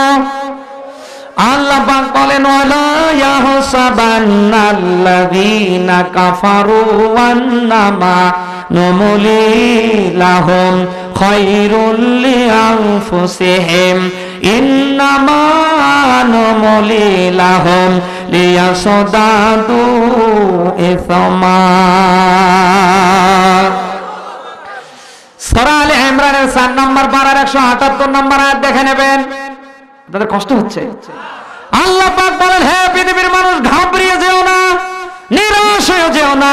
যারা এই পৃথিবীতে মানুষের উপর জুলুম করছে, তোমরা মনে করো এই জুলুমবাজদের ব্যাপারে আমি আল্লাহ অজ্ঞ। এরা যেগুলি করছে আল্লাহ জানে না? সবাই বলেন। আল্লাহ বলেন আমি অজ্ঞ না, আমি আল্লাহ জানি। এর পরে ওদের কিছু হয় না কেন? আল্লাহ বলেন আমি ওদেরকে ছাড় দেই অপরাধ করার জন্য। কত অপরাধ করবি কর, যেদিন আমি আল্লাহ ধরবো ওই দিন বাপ ডাকার সুযোগ দেব না। এই কথা বুঝা যায়? আগামী কাল থেকে আপনি পরীক্ষায় নেমে পড়বেন। বিড়াল শীতের রাতে কষ্ট করে করে পাহারা দেয় ইঁদুরের গর্ত। ইঁদুর ধরার পরে নিয়ে এসে খাবে, তা খায় না, আস্তে করে রেখে ঝিমায়। ইঁদুর চিন্তা করে আমারে নিয়ে এসেছে, হয়তো খাবে না, খেলা করার জন্য। খেলা করার জন্য বিড়াল যখন ঝিমাচ্ছে, ঘুমাচ্ছে, ইঁদুর আস্তে করে দৌড় মারে, বিড়াল লাফ দিয়ে ধরে নিয়ে আসে। ইঁদুর চিন্তা করে এবার জীবনের সব শক্তি দিয়ে এবার পালানো লাগবে, নাহলে আমার জীবন থাকবে না। বিড়াল আগের চেয়ে বেশি করে ঝিমায়, ঘুমায়, শরীরের সব শক্তি দিয়ে ইঁদুর যখন দৌড় মারছে, বিড়াল লাফ দিয়ে আবার ধরে নিয়ে এসেছে। ইঁদুর চিন্তা করে আল্লাহ এইবারে শেষ, হয় আমি মরবো নতুবা বাঁচবো, জীবন যুদ্ধ। ও মনে করছে বিড়াল মনে হয় ঘুমাচ্ছে, বিড়াল ঘুমাচ্ছে, এমন জোরে শক্তি দিয়ে দৌড় মারা শুরু করেছে। বিড়াল এক লাফ দিয়ে ওর কলিজায় কামড় দিয়ে খেয়ে ফেলেছে। এই বিড়াল থেকে শিক্ষা আছে, আজ যারা লাফালাফি করছো ক্ষমতা নিয়ে, চেয়ার নিয়ে, মানুষের উপর অন্যায় অবিচার জুলুম নির্যাতন তোমরা চালিয়ে দিচ্ছ, ওই বিড়ালের মতো আল্লাহ তোমাদেরকে সুযোগ দিচ্ছে। আল্লাহ ছাড় দেয়, কিন্তু আল্লাহ ছেড়ে দেয় না। নমরুদটা কি বারণটাই না বাইল গো, অবশেষে ল্যাংরা মশা গিয়ে কি না জুতার বাড়ি। কথা বলেন, ফেরাউন কি বারণটাই বাইল। পুত্র সন্তান কোন মায়ের পেটে আসলে পুত্র সন্তানটাকে দুনিয়ার থেকে হত্যা করা হলো। হাজার হাজার হত্যাকারী এই সেই ফেরাউন জুলুম নির্যাতন ইত্যাদির মধ্য দিয়ে ক্ষমতায় টিকে থাকলো, অবশেষে আল্লাহ তাকে এমন করে মারলো। এর ইতিহাস কি কেউ না জানে? কথা বলেন না কেন? এই যে জালিম বাদশা আবরাহা নিজে ছানায় একটা গির্জা তৈরি করলো, ওর লোভ ধরে গেল। মক্কায় এত মানুষ যায়, ওদের এত কোটি কোটি টাকা লাভ হয়, আমি খ্রিস্টান একটা গির্জা বানালাম, মুসলমানদের ওই কাবা যদি আমি ধ্বংস করে দিতে পারি তা সবাই আমার এখানে আসবে, লাভ হবে। কাবা ধ্বংস করতে গিয়েছে, একই কাবা ধ্বংস হয়েছে? ওর কিছু আছে? আরো জোরে বলেন। আল্লাহর শত্রু যত বড়, আপনি তাকিয়ে দেখেন এদেরকে নিধন করার মতো আল্লাহর বাহিনী ছোট। আজও বিভিন্ন জায়গায় গো আবাবিল ঘুরছে পাথরের টুকরো নিয়ে নিয়ে, খালি আল্লাহর হুকুমের অপেক্ষায় আছে। এই কথা বলেন না কেন? এমন সময় আসবে তোমরা পালাবার কোনো চান্স পাবে না। এই জন্য আমরা তোমাদের শত্রু না, আমরা তোমাদের বন্ধু। মানুষের উপর জুলুম নির্যাতন, মানুষের হক নষ্ট করছো, মনে রাখো আল্লাহ যদি আল্লাহ মাফ করলেও মানুষ যদি মাফ না করে তোমাদের আল্লাহ মাফ করবে না। কথা বলেন। আল্লাহর বান্দা হয়ে আল্লাহর সাথে নাফরমানি করেছো, নামাজ পড়নি, রোজা রাখনি, হজ করনি, যাকাত দাওনি, এগুলি হলো পার্সোনাল ব্যাপার। আল্লাহর বান্দা হয়ে ওই দিন ইচ্ছা করলে আল্লাহ মাফ করে দিতে পারে। কথা বলেন। কিন্তু এই যে বান্দার হক তুমি নষ্ট করলে, বান্দাকে কষ্ট দিয়ে জেলখানায় নিলে, বান্দা যদি মাফ না করে তোমার আল্লাহ তোমাকে মাফ করবে না। কথা বোঝা যায়? আমরা তোমাদের শত্রু না ভাই। তোমরা যা করছো কোরআন হাদিস পড়ে এর চশমা লাগিয়ে দেখতে পাচ্ছি, জাহান্নামে দিবে কোন দিন তোমরা গিয়েই বসে আছো। কি কথা বলেন না কেন? হ্যাঁ, আল্লাহ দিয়েছেন ইয়া আইয়ুহাল্লাযীনা আমানু কু আনফুসাকুম ওয়া আহলিকুম নার। এটা সূরা তাহরিমের 6 নম্বর আয়াত আল্লাহ দিয়েছেন। 66 নম্বর সূরা 28 নম্বর পারার এটা 19 নম্বর 18 নম্বর পৃষ্ঠা সম্ভবত আয়াতটি এসেছে।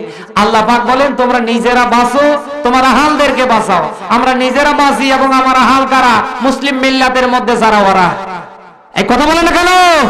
আমার চোখের সামনে আমার এক মুসলমান ভাই এই দুনিয়ায় জাহান্নামে যাবে দুনিয়ার আকাম কুকাম করে, আমি কি ভাই হয়ে এটা সহ্য করতে পারি? সবাই বলেন আমি কেমন ভাই? যদিও রক্তের ভাই না, কিন্তু আমার এই ভাই নামাজ বাদ দিয়ে, রোজা বাদ দিয়ে, ইসলাম বাদ দিয়ে, আল্লাহর বিধান বাদ দিয়ে, আল্লাহর আইন বাদ দিয়ে এ দুনিয়ায় জাহান্নামে যাওয়ার মতো পথ তৈরি করবে, আমি তো ভাই হয়ে এটা পারি না। আমি কিসের ভাই? কথা বলেন না কেন? মুসলিম শরীফের হাদিসে দেখলাম বিশ্ব নবী দিয়েছেন এক মুসলমান আর এক মুসলমানের ভাই, এক মুসলমান আর এক মুসলমানের কি? সবাই বলেন একটা দেহের অঙ্গের মতো। আপনার দেহের একটা অংশে যদি ব্যথা হয় গোটা শরীরটায় জ্বর আসে না? আসে না? এই দেশে এক মুসলমান যখন বিপদে পড়বে, এক মুসলমানের যখন সমস্যা হবে, আপনি আপেল কেটে খেতে পারেন না, আপনি মিষ্টি বিতরণ করতে পারেন না, আপনার গোটা দেহটা ওই রকম শোকাহত হবে। কথা বলেন। কিন্তু আপনি এমন মুসলমান, পাশের মুসলমানের বাড়ি পোড়া যায় আর আপনি ওর আগুন দিয়ে আলু পোড়া খান, এ কি মুসলমান? সবাই বলেন। এদেশে মুসলমানদেরকে এদেশ থেকে শেষ করা হচ্ছে। আজ আমাদের দেশে একদল মুসলমান আপেল কেটে বাদাম কিনে মিষ্টি বিতরণ করে আনন্দ করছে। এই যে ফেনীর সিরাজউদ্দৌলা কি সিটার গো, অন্যের ফাঁসির রায় হয় আরো মিষ্টি কিনে কিনে বাজারে বিতরণ করে। কে কত মিষ্টি খাবি খা, এখন তুমি যে কেসে ফেসে গেছো তোমার এখন মিষ্টি কে খায় কত? এই জন্য কারো জন্য গর্ত কেউ করবেন না, ওই গর্তে নিজেই পড়তে পারেন। কথা বলেন। দরুদ ও সালাম পাঠ করছি বিশ্ব মানবতার মহান নবীর উপরে, যেনাকে সৃষ্টি না করলে আমরা পৃথিবীতে আসতাম না। সোনার দেশ বাংলাদেশ হতো না, 16 কোটি মানুষের জননী শেখ হাসিনা হতো না, বঙ্গবন্ধু হতো না। কথা বলেন। আজকের মাহফিল হতো। সবাই বলছি খুশি হয়ে সাল্লাল্লাহু, সবাই বলেন সাল্লাল্লাহু। আমার ভাইয়ের আতার কি চলে যাবে না? তেলাওয়াতকৃত আয়াত আমরা এর থেকে কিছু শিক্ষা নিয়ে এরপরে বাড়ি যাব ইনশাআল্লাহ। আমি আপনাদের মাঝে সূরা বাকারার 2 নম্বর পারার 10 নম্বর পৃষ্ঠার 201 নম্বর আয়াত তেলাওয়াত করেছি, যেটা রহ রহ মসজিদে হুজুররা দোয়া করে না, করে না? সবাই বলেন। আরে ভাই মহিলাদের ওয়াজ করে লাভ কি? যতই ওদের ওয়াজ করি ততই ওরা আরো পাতলা কাপড় পরে। আইসি যেহেতু ওদের ব্যাপারে যে বলবো না তা তো না। আমি তেলাওয়াতকৃত আয়াতটার একটু হক আদায় করি, আপনারা ততক্ষণ থাকবেন না চলে যাবেন? মহিলাদের গুড একটা মেসেজ আছে, 2টা কারণে ওদেরকে জাহান্নামে আল্লাহ দেবে। দেওয়ার দরকার আল্লাহর নেই, এখনই গিয়ে বসে আছে। এই 2টা কথা শুনে যাবেন তো? তেলাওয়াতকৃত আয়াত সূরা বাকারার 2 নম্বর পারা 10 নম্বর পৃষ্ঠার 201 নম্বর আয়াত। মসজিদের ইমাম সাহেব কি দোয়া করে? রব্বানা আতিনা ফিদ দুনিয়া হাসানা ওয়া ফিল আখিরাতি হাসানা ওয়া কিনা। সবাই বলেন। পড়তে পারেন সবাই? আজ আমরা যদি মুসলমানেরা কোরআনটা বুঝতাম তাহলে কোরআনের বিরুদ্ধে এত ষড়যন্ত্র হতো না। কথা বলেন। এক মসজিদের ইমাম সাহেব প্রতিদিন 5 ওয়াক্ত নামাজে দোয়া করে রব্বি হাবলি মিনাস সলিহিন। মুসল্লিদের মুখস্থ হয়ে গেছে। বড় হুজুরকে ডেকে বলে, বড় হুজুর আমরা তো এইভাবে কোরআনের অর্থ জানি না, আমরা জানতে চাই আমাদের মসজিদের ইমাম সাহেব ফজর জোহর আসর মাগরিব এশা এই দোয়া পড়ে, এর মানে কি? বড় হুজুর বলে, ভাই এর মানে হলো একটা নেককার সন্তান দাও। ওই মুসল্লি এসে বলছে, হুজুর আপনি যে এই দোয়া করেন এর মানে কি জানেন? বলছে না তো। এই দোয়ার মানে এই নেককার সন্তান দাও। আপনার বয়স হয়েছে 80, আপনার 8টা সন্তান। হুজুর বলে, বাবা এর অর্থ যদি আমি জানতাম আরো 10 বছর আগে আমি এই দোয়া বাদ দিতাম। কত বোঝা যায়?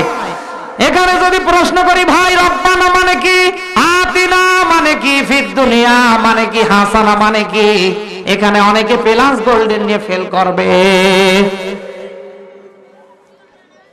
এমনও মানুষ এখানে আছে, যদি বলি ভাই হুজুর ফরজ কয়টা, ওর মন যা যাবে, এমনও মানুষ বলবে 100টা, পরে আবার চিন্তা করবে হুজুর আরো আছে, বলবো না।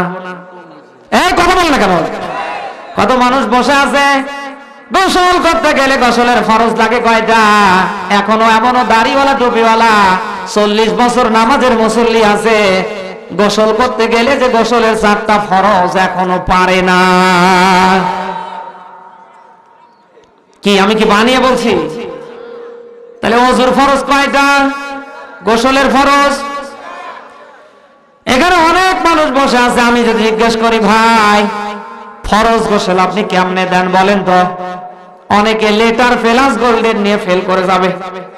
কথা বলেন। তবে যে এখনো স্ত্রীর সাথে রাত কাটানোর পরে আপনার স্ত্রীও ফরজ গোসল দিতে পারে না, আপনিও দিতে পারছেন না, তাহলে এই যে আপনি এতদিন ধরে যা করছেন আপনার নামাজ কি হচ্ছে? সবাই বলেন। আজ কোরআনে কারীম সম্পর্কে আমাদের জ্ঞান না থাকার কারণে, কোরআনের সাথে আমাদের সম্পর্ক না থাকার কারণে আজ আমাদের এমন সমস্যা এসে গেছে, দুনিয়ার এই ময়দানে যারা যাই বলছে আমরা মনে করছি এগুলি কথা বলেন। আজকে যদি কিঞ্চিত পরিমাণ কোরআনের জ্ঞান থাকতো, তোফাজ্জল হোসেন ভৈরবীর মতো মানুষ এসে হরিণের কেচ্ছা করে 90,000 টাকা নিতে পারতো না। খালেক শরীয়তপুরের মতো মানুষ এসে সাপের কেচ্ছা ইমানদার সাপ বানাতো। এই কথা বলেন কেন? কি সিটার গো, সাপ ইমানদার না বেঈমান? আর এই দেশের মানুষ চিন্তা করে আর কান্না করে, বিশেষ করে বুড়ারা, বলছে সাপটা বেঈমান হইলো কেন? কি সিটার গো।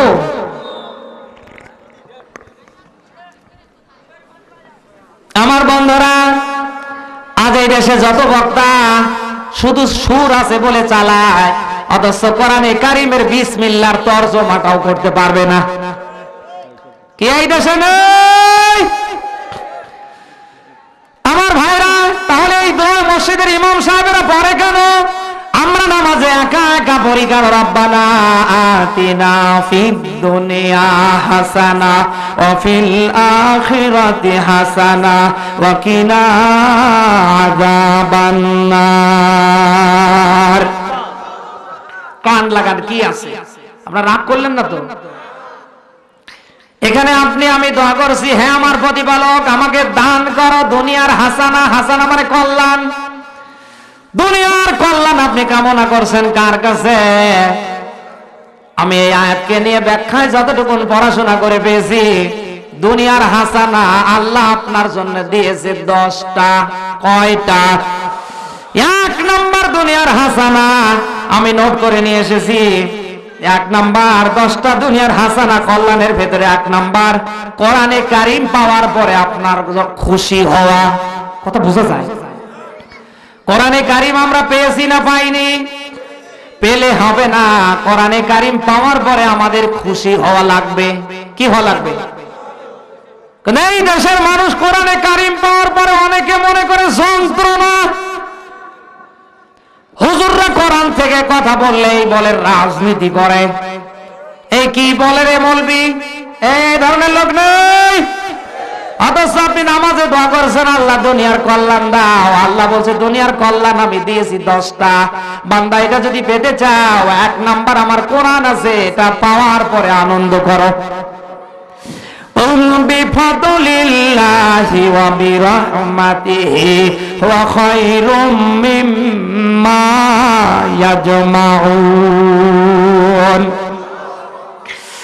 এটা সূরা ইউনূস 11 নম্বর পারা 14 নম্বর পৃষ্ঠার 58 নম্বর আয়াতে আল্লাহ দিয়েছেন। আল্লাহ বলেন, বান্দা দুনিয়ার কল্যাণগুলির ভেতরে 1 নম্বর কল্যাণ হলো তোমাকে আনন্দ করা লাগবে আমার কোরআন নিয়ে। কোরআন পাওয়ার পরে আমরা খুশি না বেজার? বেজার তো হবে তারা যাদের শরীরে রক্ত আছে আবু জাহেলের, ওলীদ বিন মুগীরার। এই কথা বললে কেন? খুশি হবে তারা আবু বকরের মতো ঈমান আল্লাহর পক্ষ থেকে পেয়েছে যারা। ঈমানটাকে মাপকাঠি করার জন্য একটা থার্মোমিটার, তার নাম কোরআন। আর অথচ মসজিদ আপনি দোয়া করছেন রব্বানা আতিনা, আপনারা আতিনা বের করছেন। দুই নাম্বার আল্লাহ বলেন আমি দুনিয়ার কল্যাণ দিলাম। কোরআন পাওয়ার পরে খুশি হয়ে আনন্দ করেই শেষ না, এর জ্ঞান অর্জন করা। এর আজ অধিকাংশ মানুষ কোরআনের জ্ঞান অর্জন করেছে। এখানে যত মানুষ বসে আছে, ওকে যদি বলি ভাই সালমার একটা গান বলো তো, ও ঠেকে দেবে চারটা। মমতাজের গান পাবে, এন্দ্রকিশোরের গান পাবে। এমন এমন মানুষ আছে ভাওয়াইয়া গান যদি ধরে, আমার তো মনে হয় মানুষ ঘুম থেকে সব চলে আসবে। কি বুড়ো মানুষ গো, ভাওয়াইয়া গান গাছ। ও কি গাড়িয়াল ভাই। এখানে অথচ বসে আছে 40 বছর ধরে নামাজ পড়ছে। আপনি দেখেন সূরা ফাতিহা সহকারে 3টা সূরা, তাও আবার ওই সূরা যখন পড়া শুরু করে আমার তো মনে হয় ফেরেশতারা হাসে। এই কথা বলি না কেন? নামাজ ভাঙ্গের যত কারণ, তার ভেতরে যদি কারো তেলাওয়াত অশুদ্ধ থাকে ওর নামাজ হবে না। কথা বোঝা যায়? আমার ভাইরা, দুনিয়ার কল্যাণের ভেতরে আল্লাহ বলেন বান্দা 2 নাম্বার আমি দিয়েছি কোরআনের জ্ঞান অর্জন করা। 3 নম্বরে কোরআনের জ্ঞান অর্জন করেই শেষ না, আল্লাহ বলেন দুনিয়ার কল্যাণ হিসাবে দিয়েছি কোরআন থেকে হেদায়েত পাওয়া। সুবহানাল্লাহ কথা বলেন না? কোরআনে কারীম থেকে যদি আপনি হেদায়েত পেতে না পারেন, কোরআন শোনার পরে যদি আপনার জীবনে যা আছে ওগুলি যদি কাটছাট করে আপনি ভালো হতে না পারেন, তাহলে যতই আপনি রব্বানা আতিনা ফিদ দুনিয়া বলে দোয়া করেন কোনো কাজ হবে? সবাই বলেন। কোরআন থেকে আপনাকে হেদায়েত নেওয়া লাগবে, তাহলে রব্বানা আতিনা ফিদ দুনিয়া হাসানা, দুনিয়ার কল্যাণের জন্য আল্লাহর কাছে হাত তুলে কান্না করলে আল্লাহ দেবে। কথা বলেন না কেন? আমার ভাইরা, 4 নম্বরে দুনিয়ার কল্যাণের ভেতরে কোরআনে কারীমের আমল করা। আজ এই দুনিয়ায় নানা ধরনের আমল মানুষ করছে, কিন্তু কোরআনের আমল হয় না। কথা বলে না কেন? বিশেষ করে এই যে মহিলারা, আজ অধিকাংশ মেয়েদেরকে সিজার করা লাগে, অধিকাংশ মেয়েদেরকে আজকে বিভিন্ন জায়গায় ট্রান্সফার করা লাগে বাচ্চা হওয়ার জন্য। কথা বলে না কেন? অথচ এর আগের মেয়েরা, এর আগের মায়েরা বাড়িতে বসে বসে সন্তান জন্ম দিত, ওদের কোথাও নেওয়া লাগতো না। কথা বলে? কারণ আগের মায়েদের ইমান আর এখনকার মেয়েদের ইমান কি এক? আগের মায়েদের ইমান ছিল আল্লাহর উপরে, পেটে সন্তান আসলে কোরআনে কারীম তেলাওয়াত করতো, কোরআনের আমল করতো, আল্লাহর কাছে দোয়া করতো, এমনকি তাহাজ্জুদের বেলায় নামাজ আদায় করে দোয়া করতো। আর এখনকার মেয়েরা করে, আর এখনকার মেয়েরা ভারতের ওগুলি দেখতে দেখতে রাত কাটায়। রাতের বেলায় কেউ যদি পুরা না করে, সকালে কাজা তোলে। মহিলা মা বোন, আপনি এসেছেন হয়তো এমন কথা আগামীকাল থেকে অন্য দিনে অন্য কোন হুজুরের মুখে আপনি নাও শুনতে পারেন।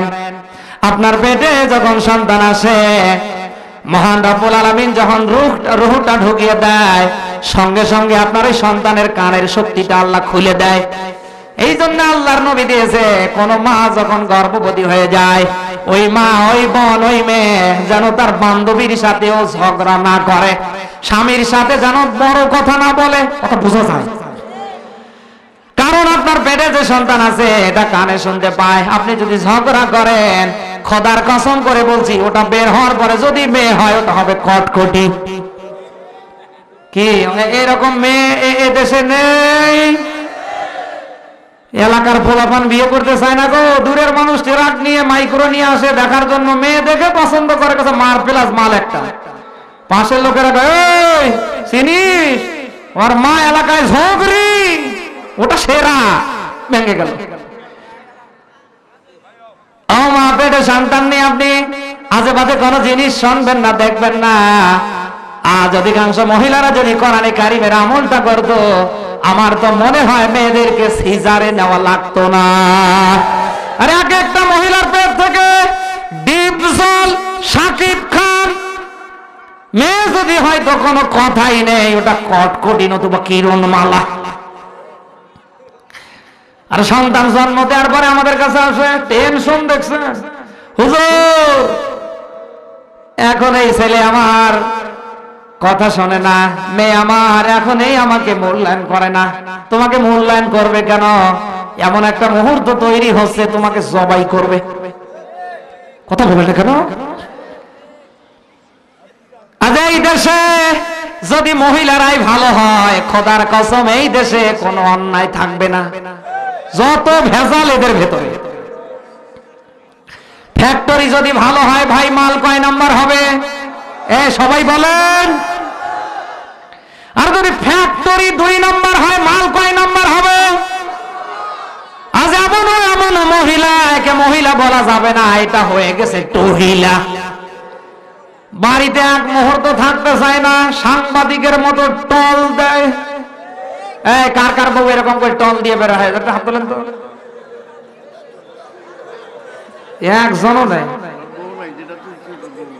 অথচ ঘরে ঘরে এমন কটকটি মার্কা বউ আছে গো, কিচ্ছু বলতে পারে না। ও ডিসিশন নেয় গাছের তলে, স্টেশনে, আমি কি থাকবো না মরবো। কারণ মানুষকে বললেই তো ধরা খাবে। এই কথা বলে না কেন?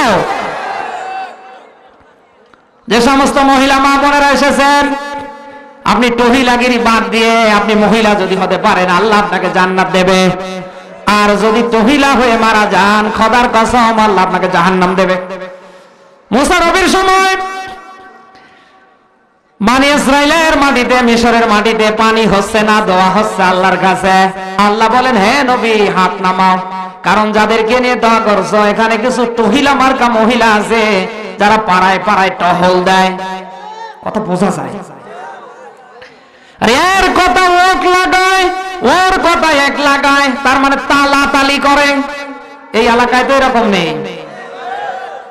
আজ রাতে গিয়ে শেফালির গলা ধরে বলবেন, শেফালি শুনছো? বলে কি? মাহফিল শুনতে গিয়ে আসার পথে এমন একটা মেয়ে আমার নজরে পড়েছে, আমার মনটার মানলো না। আগামীকাল আর ঢোল লাগবে না, মাইকিং লাগবে না, ওই শেফালি এরকম 100 শেফালির কানে দিয়েছে। শুনেছো? বলে কি? যা আমার করিমের বাবা বলে একটা মাল দেখেছে। এই জন্য মনের কথা কখনো বউকে কবেন না আমার বন্ধুরা। তবে মেসকাত শরীফের হাদিস আল্লাহর নবী দিয়েছে 3টা জায়গায় আপনি মিথ্যে বলতে পারবেন, কোনো গুনাহ আল্লাহ দেবে না। তার ভেতরে আপনার স্ত্রীর মনে হাসি ফোটানোর জন্য আপনি মিথ্যে কথা বলতে পারবেন। সুবহানাল্লাহ কথা পারেন না? এখন কাপড় কিনে নিয়ে এসেছেন 500 টাকার, এখন 500 আপনার সাথে ভাড়া দিয়ে থাকে, ও বেতন পায় মাসে 30,000 টাকার, আর আপনি সারাদিন বিড়ি আর গাঁজা খেয়ে বেড়ান। এখন এই যে 300 টাকার কাপড় দেখলে আপনার বিবি রাগ করবে, কারণ সকাল হলেই ওই মহিলা এই মহিলার কাছে আসবে। কত বল না কেন? এখন ওই জায়গায় আসার পরে বাজার থেকে কাপড় নিয়ে এসে আপনার স্ত্রীকে বলবেন, এই দেখ কাপড় কয় টাকা? 1200। মানে বউয়ের মনে আনন্দ ফোটানোর জন্য, খুশি করার জন্য মিথ্যা বলা যায় যাচ্ছে। আমার বন্ধুরা, নবী মুসা হাত নামিয়ে ফেলেন। আল্লাহ বলেন, এই তালাতালি করা মহিলাদেরকে উঠিয়ে দাও। সঙ্গে সঙ্গে তালাতালি করা মহিলারা চোখের পানি ছেড়ে দিয়ে কান্না কান্না কান্না কান্না ভাব নিয়ে আল্লাহকে ডেকে বলছে, আল্লাহ তুমি কি আমাদের মাফ করবা না? এখান থেকে যদি আজ আমরা বের হয়ে যাই, এলাকার মানুষ আমাদের কি বলবে? তুমি আমাদের কার করো না, মাফ করে দাও। মহান রব্বুল আলামিন মাফ করে দিলেন। নবী মুসাকে ডেকে বলেন, হে মুসা, যাদের জন্য বৃষ্টি দিতে চাইনি তারা তাওবা করেছে, আমি আল্লাহ ওদের মাফ করে দিয়েছি। ও মহিলারা, যদি এরকম তালাতালি করা থাকেন, ইয়ার কথা এক লাগিয়ে দেন, ওর কথা এক লাগিয়ে দেন। আমি যতটুকু গবেষণা করে দেখেছি, আজ অধিকাংশ মেয়েদের ঘরগুলি, সংসারগুলি নষ্ট হওয়ার পেছনে ওরা দায়ী। মেয়ের বিয়ে দিয়েছে, বছরের মাথায় বাচ্চা এসেছে, হয়তো ওই বাচ্চা কচি, মেয়েটার পেট থেকে একটা কচি বাচ্চা এসেছে, মেয়েটার তো জ্ঞান শূন্য হয়ে গেছে। কথা বলে না কেন?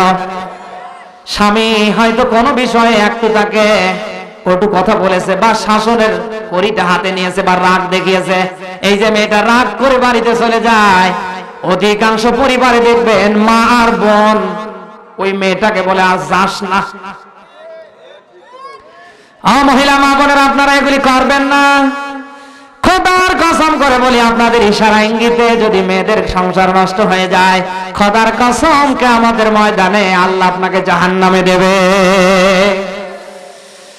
আমার বন্ধুরা, বুখারী মুসলিমের হাদিস, আল্লাহর নবী দিয়েছে কিয়ামতের ময়দান যেদিন কায়েম হবে, যতগুলি কারণে মেয়েদেরকে জাহান্নামে দেয়া হবে, তার ভিতরে বিশেষ করে দুইটা কারণে মেয়েদেরকে জাহান্নামে দেবে কে?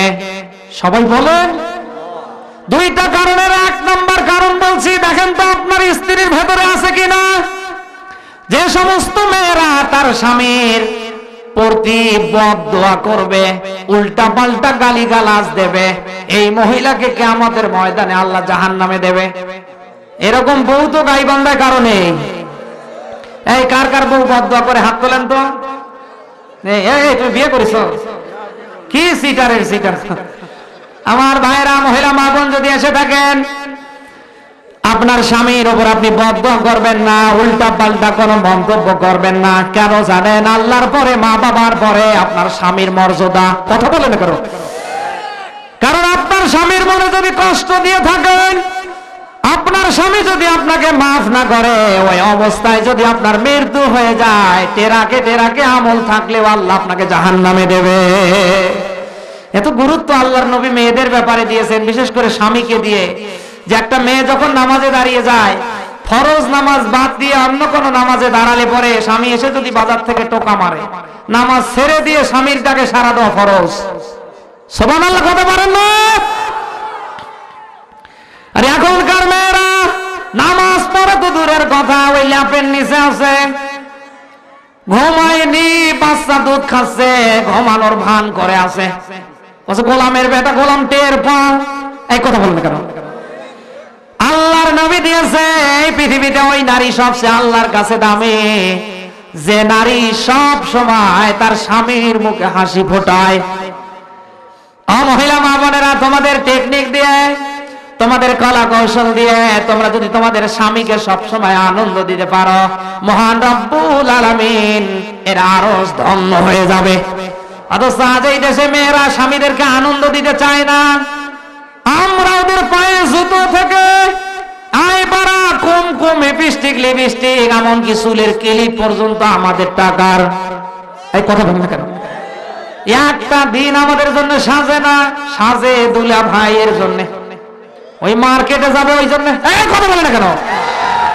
অধিকাংশ পুরুষ পরকীয়ার সাথে জড়িত হওয়ার এক নাম্বার কারণ এই মহিলারা। বাড়িতে সেরা মহিলা কাপড় চোপড় পরে থাকে, এই ধরনের মহিলা নেই। ও মা, আমি আপনাকে বলছি, জীবনে যেটা করেছেন আপনাকে মরা লাগবে। যেহেতু আগামীকাল যদি মারা যান, মহান রব্বুল আলামিনের পক্ষ থেকে রাসূল যে নিয়ম নীতি নিয়ে এসেছে, আমরা মারা গেলে আমাদের কাপড় হয় 3টা, আর আপনাদের কাপড় হয় 5টা। কয়টা? সবাই বলে। তুমি দুলা ভাইয়ের জন্য, বাজারে যাওয়ার জন্য, বিভিন্ন অনুষ্ঠান সফল করার জন্য তুমি যে পোশাক আশাক পরে যাও, এটা দেখার পরে কত মানুষ আফসোস করে, কারণ তোমার মতো সুন্দরী অনেকের বউ না। কথা বলে না কেন? এই জন্য ওই কাপড় চোপড় যেগুলো আছে ওগুলি ঘরের পরিবেশে পরে স্বামীকে আনন্দ দেবে। আর যখন বাড়ির থেকে দুলা ভাইয়ের কাছে যাবে, মার্কেটে যাবে, বিভিন্ন অনুষ্ঠানে যাবে, তখন এমন এমন কাপড় চোপড় পরবে মানুষ একবার দেখার পরে যেন আর না দেখে। এই আমাদের বউরা কি এগুলো করে? হাই হাই রে, মায়ের বাড়িতে যাবে, একটা ব্লাউজের পিস কম দামি হওয়ার কারণে ওটা আর নেবে না। কি কটকটি মার্কা মেয়ে গো, ও সাজুগুজু করছে আর দুলা ভাইয়ের জন্য। অথচ আল্লাহর নবী দিয়েছেন নাসাই শরীফের হাদিস, কোন মহিলা যদি সাজুগুজু করে, রং ঢং করে, স্বামীকে আনন্দ দেওয়ার জন্য বসে থাকে, যতক্ষণ ধৈর্য ধরে বসে থাকবে, ততক্ষণ আল্লাহর রাস্তায় সাদকা করার সওয়াব আল্লাহ দিয়ে দেবে। আমাদের দেশে এই সমস্ত মেয়ে মহিলা, আমাদের এই বিশেষ করে মেয়েরা, নারীরা বেশি না। 2 নম্বরে মহিলারা জাহান্নামে যাবে, ওই কারণটা হলো স্বামীর অবাধ্য হওয়া। স্বামীর অবাধ্য বোঝেন? স্বামীর অবাধ্য হওয়া। এই দেশে অবাধ্য নারী আছে না নেই? যারা স্বামীর অবাধ্য হবে এদেরকে আল্লাহ জান্নাত দেবে না জাহান্নাম? যেমন এমন মহিলা আছে স্বামীকে মূল্যায়নে করতে চায় না, স্বামীকে কিছুই মনে করে না, ওই মনে যেটা নেয় ওটাই করে। কি এইরকম মহিলা নেই? হযরতে ফাতেমা রাদিয়াল্লাহু তাআলা আনহার জীবনী মনে পড়ে গেল। কিয়ামতের ময়দানে আল্লাহ তাকে জান্নাতে দেবে, সমস্ত মহিলাদের সরদারিনী করে। ঠিক ওই মুহূর্তে ফাতেমার সাথে একজন কাঠ মিস্ত্রির স্ত্রী জান্নাতে থাকবে। সুবহানাল্লাহ কত পারেন না? হযরতে ফাতেমা বাস্তবতার আলোকে এটা তদন্ত করার জন্য চলে গেলেন কাঠ মিস্ত্রির স্ত্রীর কাছে। গিয়ে বলছে, ও বোন, তোমার সাথে আমার কিছু কথা আছে। বলছে, আমার স্বামী তো বাড়িতে নেই, কাঠ কাটতে গিয়েছে, আসার পরে অনুমতি নিব, আপনি আসিয়েন। একটা মেয়ে লোকের সাথে আর একটা মেয়ে লোক সাক্ষাৎ করবে, অনুমতি লাগে।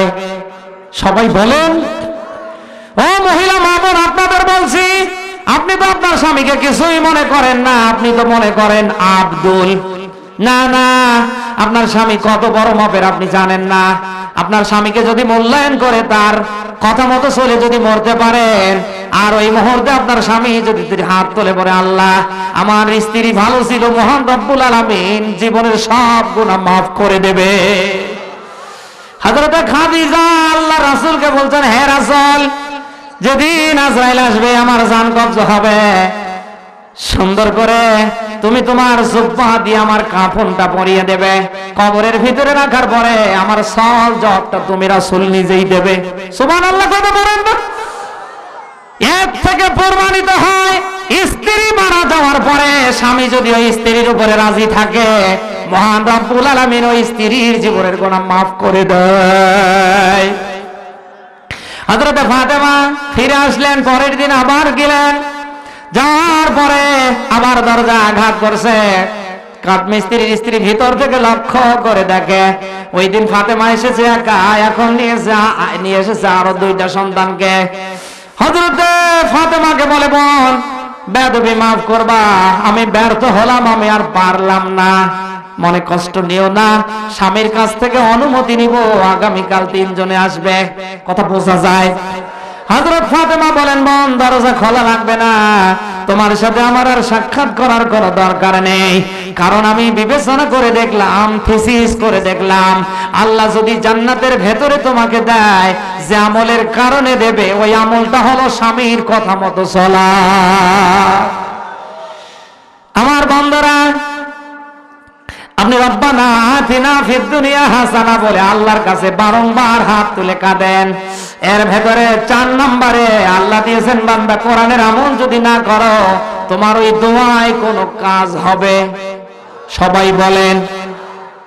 5 নম্বরে দুনিয়ার হাসানা আল্লাহ দিয়েছেন, কোরআনের বিধান অনুযায়ী চলতে পারা। আজ অনেক মানুষের ব্যক্তি জীবন, সমাজ জীবন, প্রত্যেকটা ক্ষেত্র চলছে আল্লাহর বিধান ছাড়া। এরকম কোয়ালিটির লোক আছে না নেই? আমার ভাইরা, 6 নম্বরে দুনিয়ার কল্যাণ বা হাসানার ভেতরে আপনাকে কোরআনের ডাকে সাড়া দেওয়া লাগবে। এরপরে আল্লাহর গোলামি করা, এটা দুনিয়ার একটা হাসানা। সুবহানাল্লাহ কথা বলেন না? অনেক মানুষ আছে সুস্থ থাকার পরেও নামাজ আদায় করে না। কি এই দেশে নেই?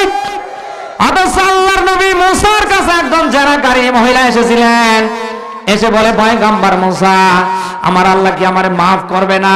মুসা নবী বলেন, কি এমন জীবনে অপরাধ করেছো বলো?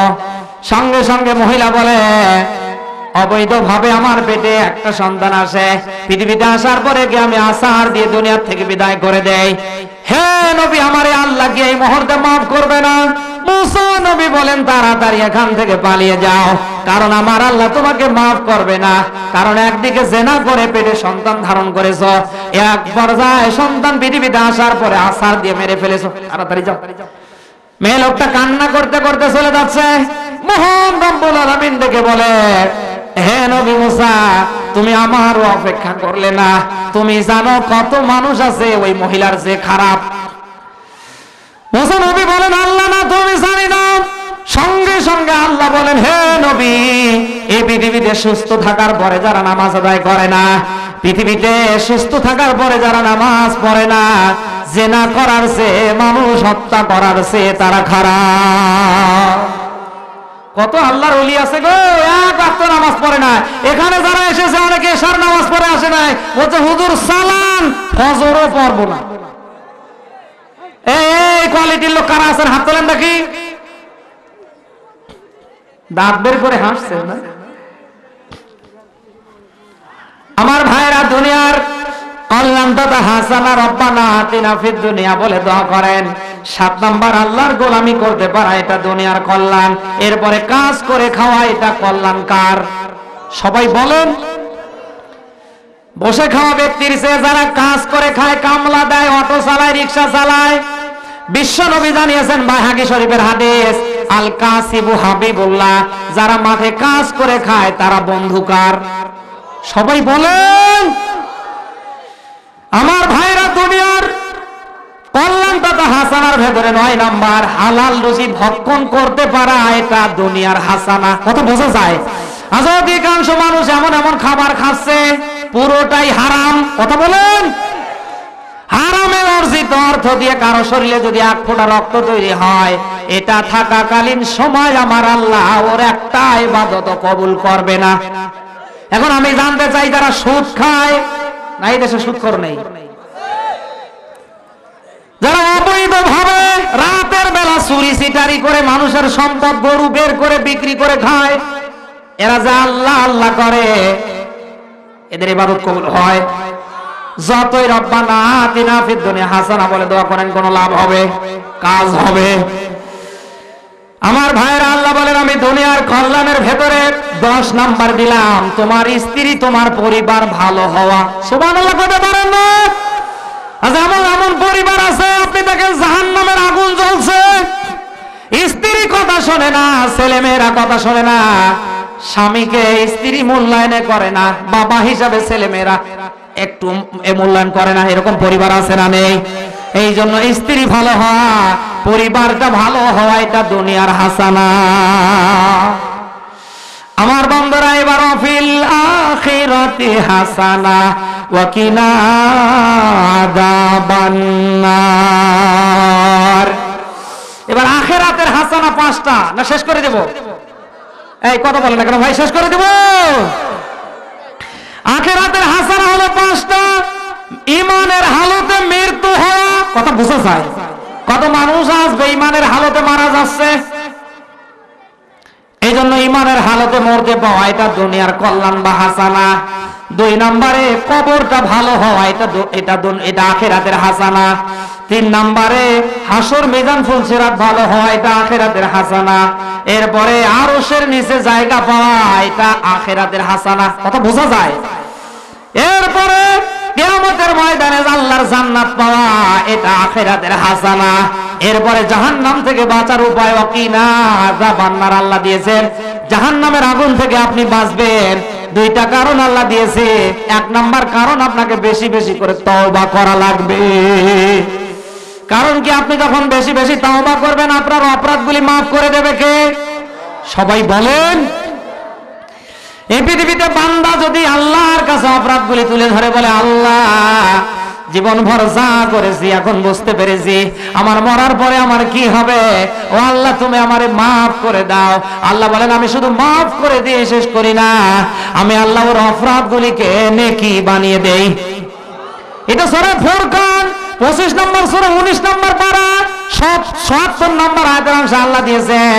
আল্লাহ পাক বলেন, ইল্লা মাউতা ওয়া আমানা ওয়া আমিলান সলিহাত ইউবাদদিলুল্লাহু আন সাইয়্যাতিহিম হাসানাত। আল্লাহ বলেন, বান্দা যখন আমার কাছে তওবা করে, আমি আল্লাহ এতটুকু মাফ করি তা না, আমি আল্লাহ অপরাধগুলিকে নেকি বানিয়ে দেই। জাহান্নাম থেকে বাঁচার উপায় কয়টা? আমাদের অপরাধগুলির জন্য ক্ষমা চাওয়া লাগবে কার কাছে? 2 নম্বরে আল্লাহর জমিনে যাতে দিন কায়েম হয়, আমাদের চেষ্টা করা লাগবে। এই পারবো তো? আল্লাহর জমিনে দিন কায়েমের আন্দোলন করতে গিয়ে, পথে থাকতে গিয়ে যদি আমাদের মৃত্যু হয়ে যায়, তারপরও আল্লাহ আমাদেরকে জান্নাত দেবে। এই আমরা আল্লাহর দিন জমিনে কায়েম করার পক্ষে আছি তো? কারা কারা আছি? লিল্লাহে তাকবীর। আল কোরআনের আলো, আল হাদিসের আলো, কোরআন আছে যেখানে, লিল্লাহে তাকবীর। আমার বন্ধুরা, আমরা আল্লাহর কামলা। আমরা কার কামলা? সবাই বলেন। আল্লাহর কামলা হয়ে আল্লাহর জমিনে দিন কায়েমের জন্য চেষ্টা করব। যদি দিন কায়েম হয় 16, না হলেও 16 আমাদের বেতন দেবে কে? সবাই বলেন। এই পৃথিবীতে আল্লাহর দিন যাতে জমিনে কায়েম না হয়, তারাই বাধা দিয়েছিল যারা মুনাফিক। আজও আল্লাহর কামলা হয়ে যারা আল্লাহর দিন জমিনে কায়েম হবে এটা চাবে না, বোঝা লাগবে এটা মুনাফিক। আর এই মুনাফিক যদি মারা যায়, ওযু ছাড়া দোয়া ছাড়া এর ডিজিটাল জানাজা হবে। এই কথা বোঝা যায়? কারণ ওই ওদিকেও জাহান্নামে গিয়ে আছে, ওদিকেও যাবে, নতুন করে দোয়া পরে আর ওর আযাব বাড়বে। কথা বোঝেন নাই? এই জন্য যারা দায়িত্বশীল আছেন মসজিদের, আমি তাদেরকে বলছি, ভাই যাদের ভেতরে আপনি মুনাফিকি পাবেন, আল্লাহর জমিনে দিন কায়েম হবে ও চাবে না। শয়তান যদি মারা যায়, ওযু ছাড়া দোয়া ছাড়া হবে ওর জানাজা। কথা বোঝা যায়? তাহলে জানাজা পড়াবেন আপনি কিভাবে? আল্লাহু আকবার হবে, হাত বাঁধা হবে, জম্মের হবে গালি। আর পিছনের লোকেরা তো মনে করবে হুজুর মোটামুটি কোরআন খতম করছে। এই খতম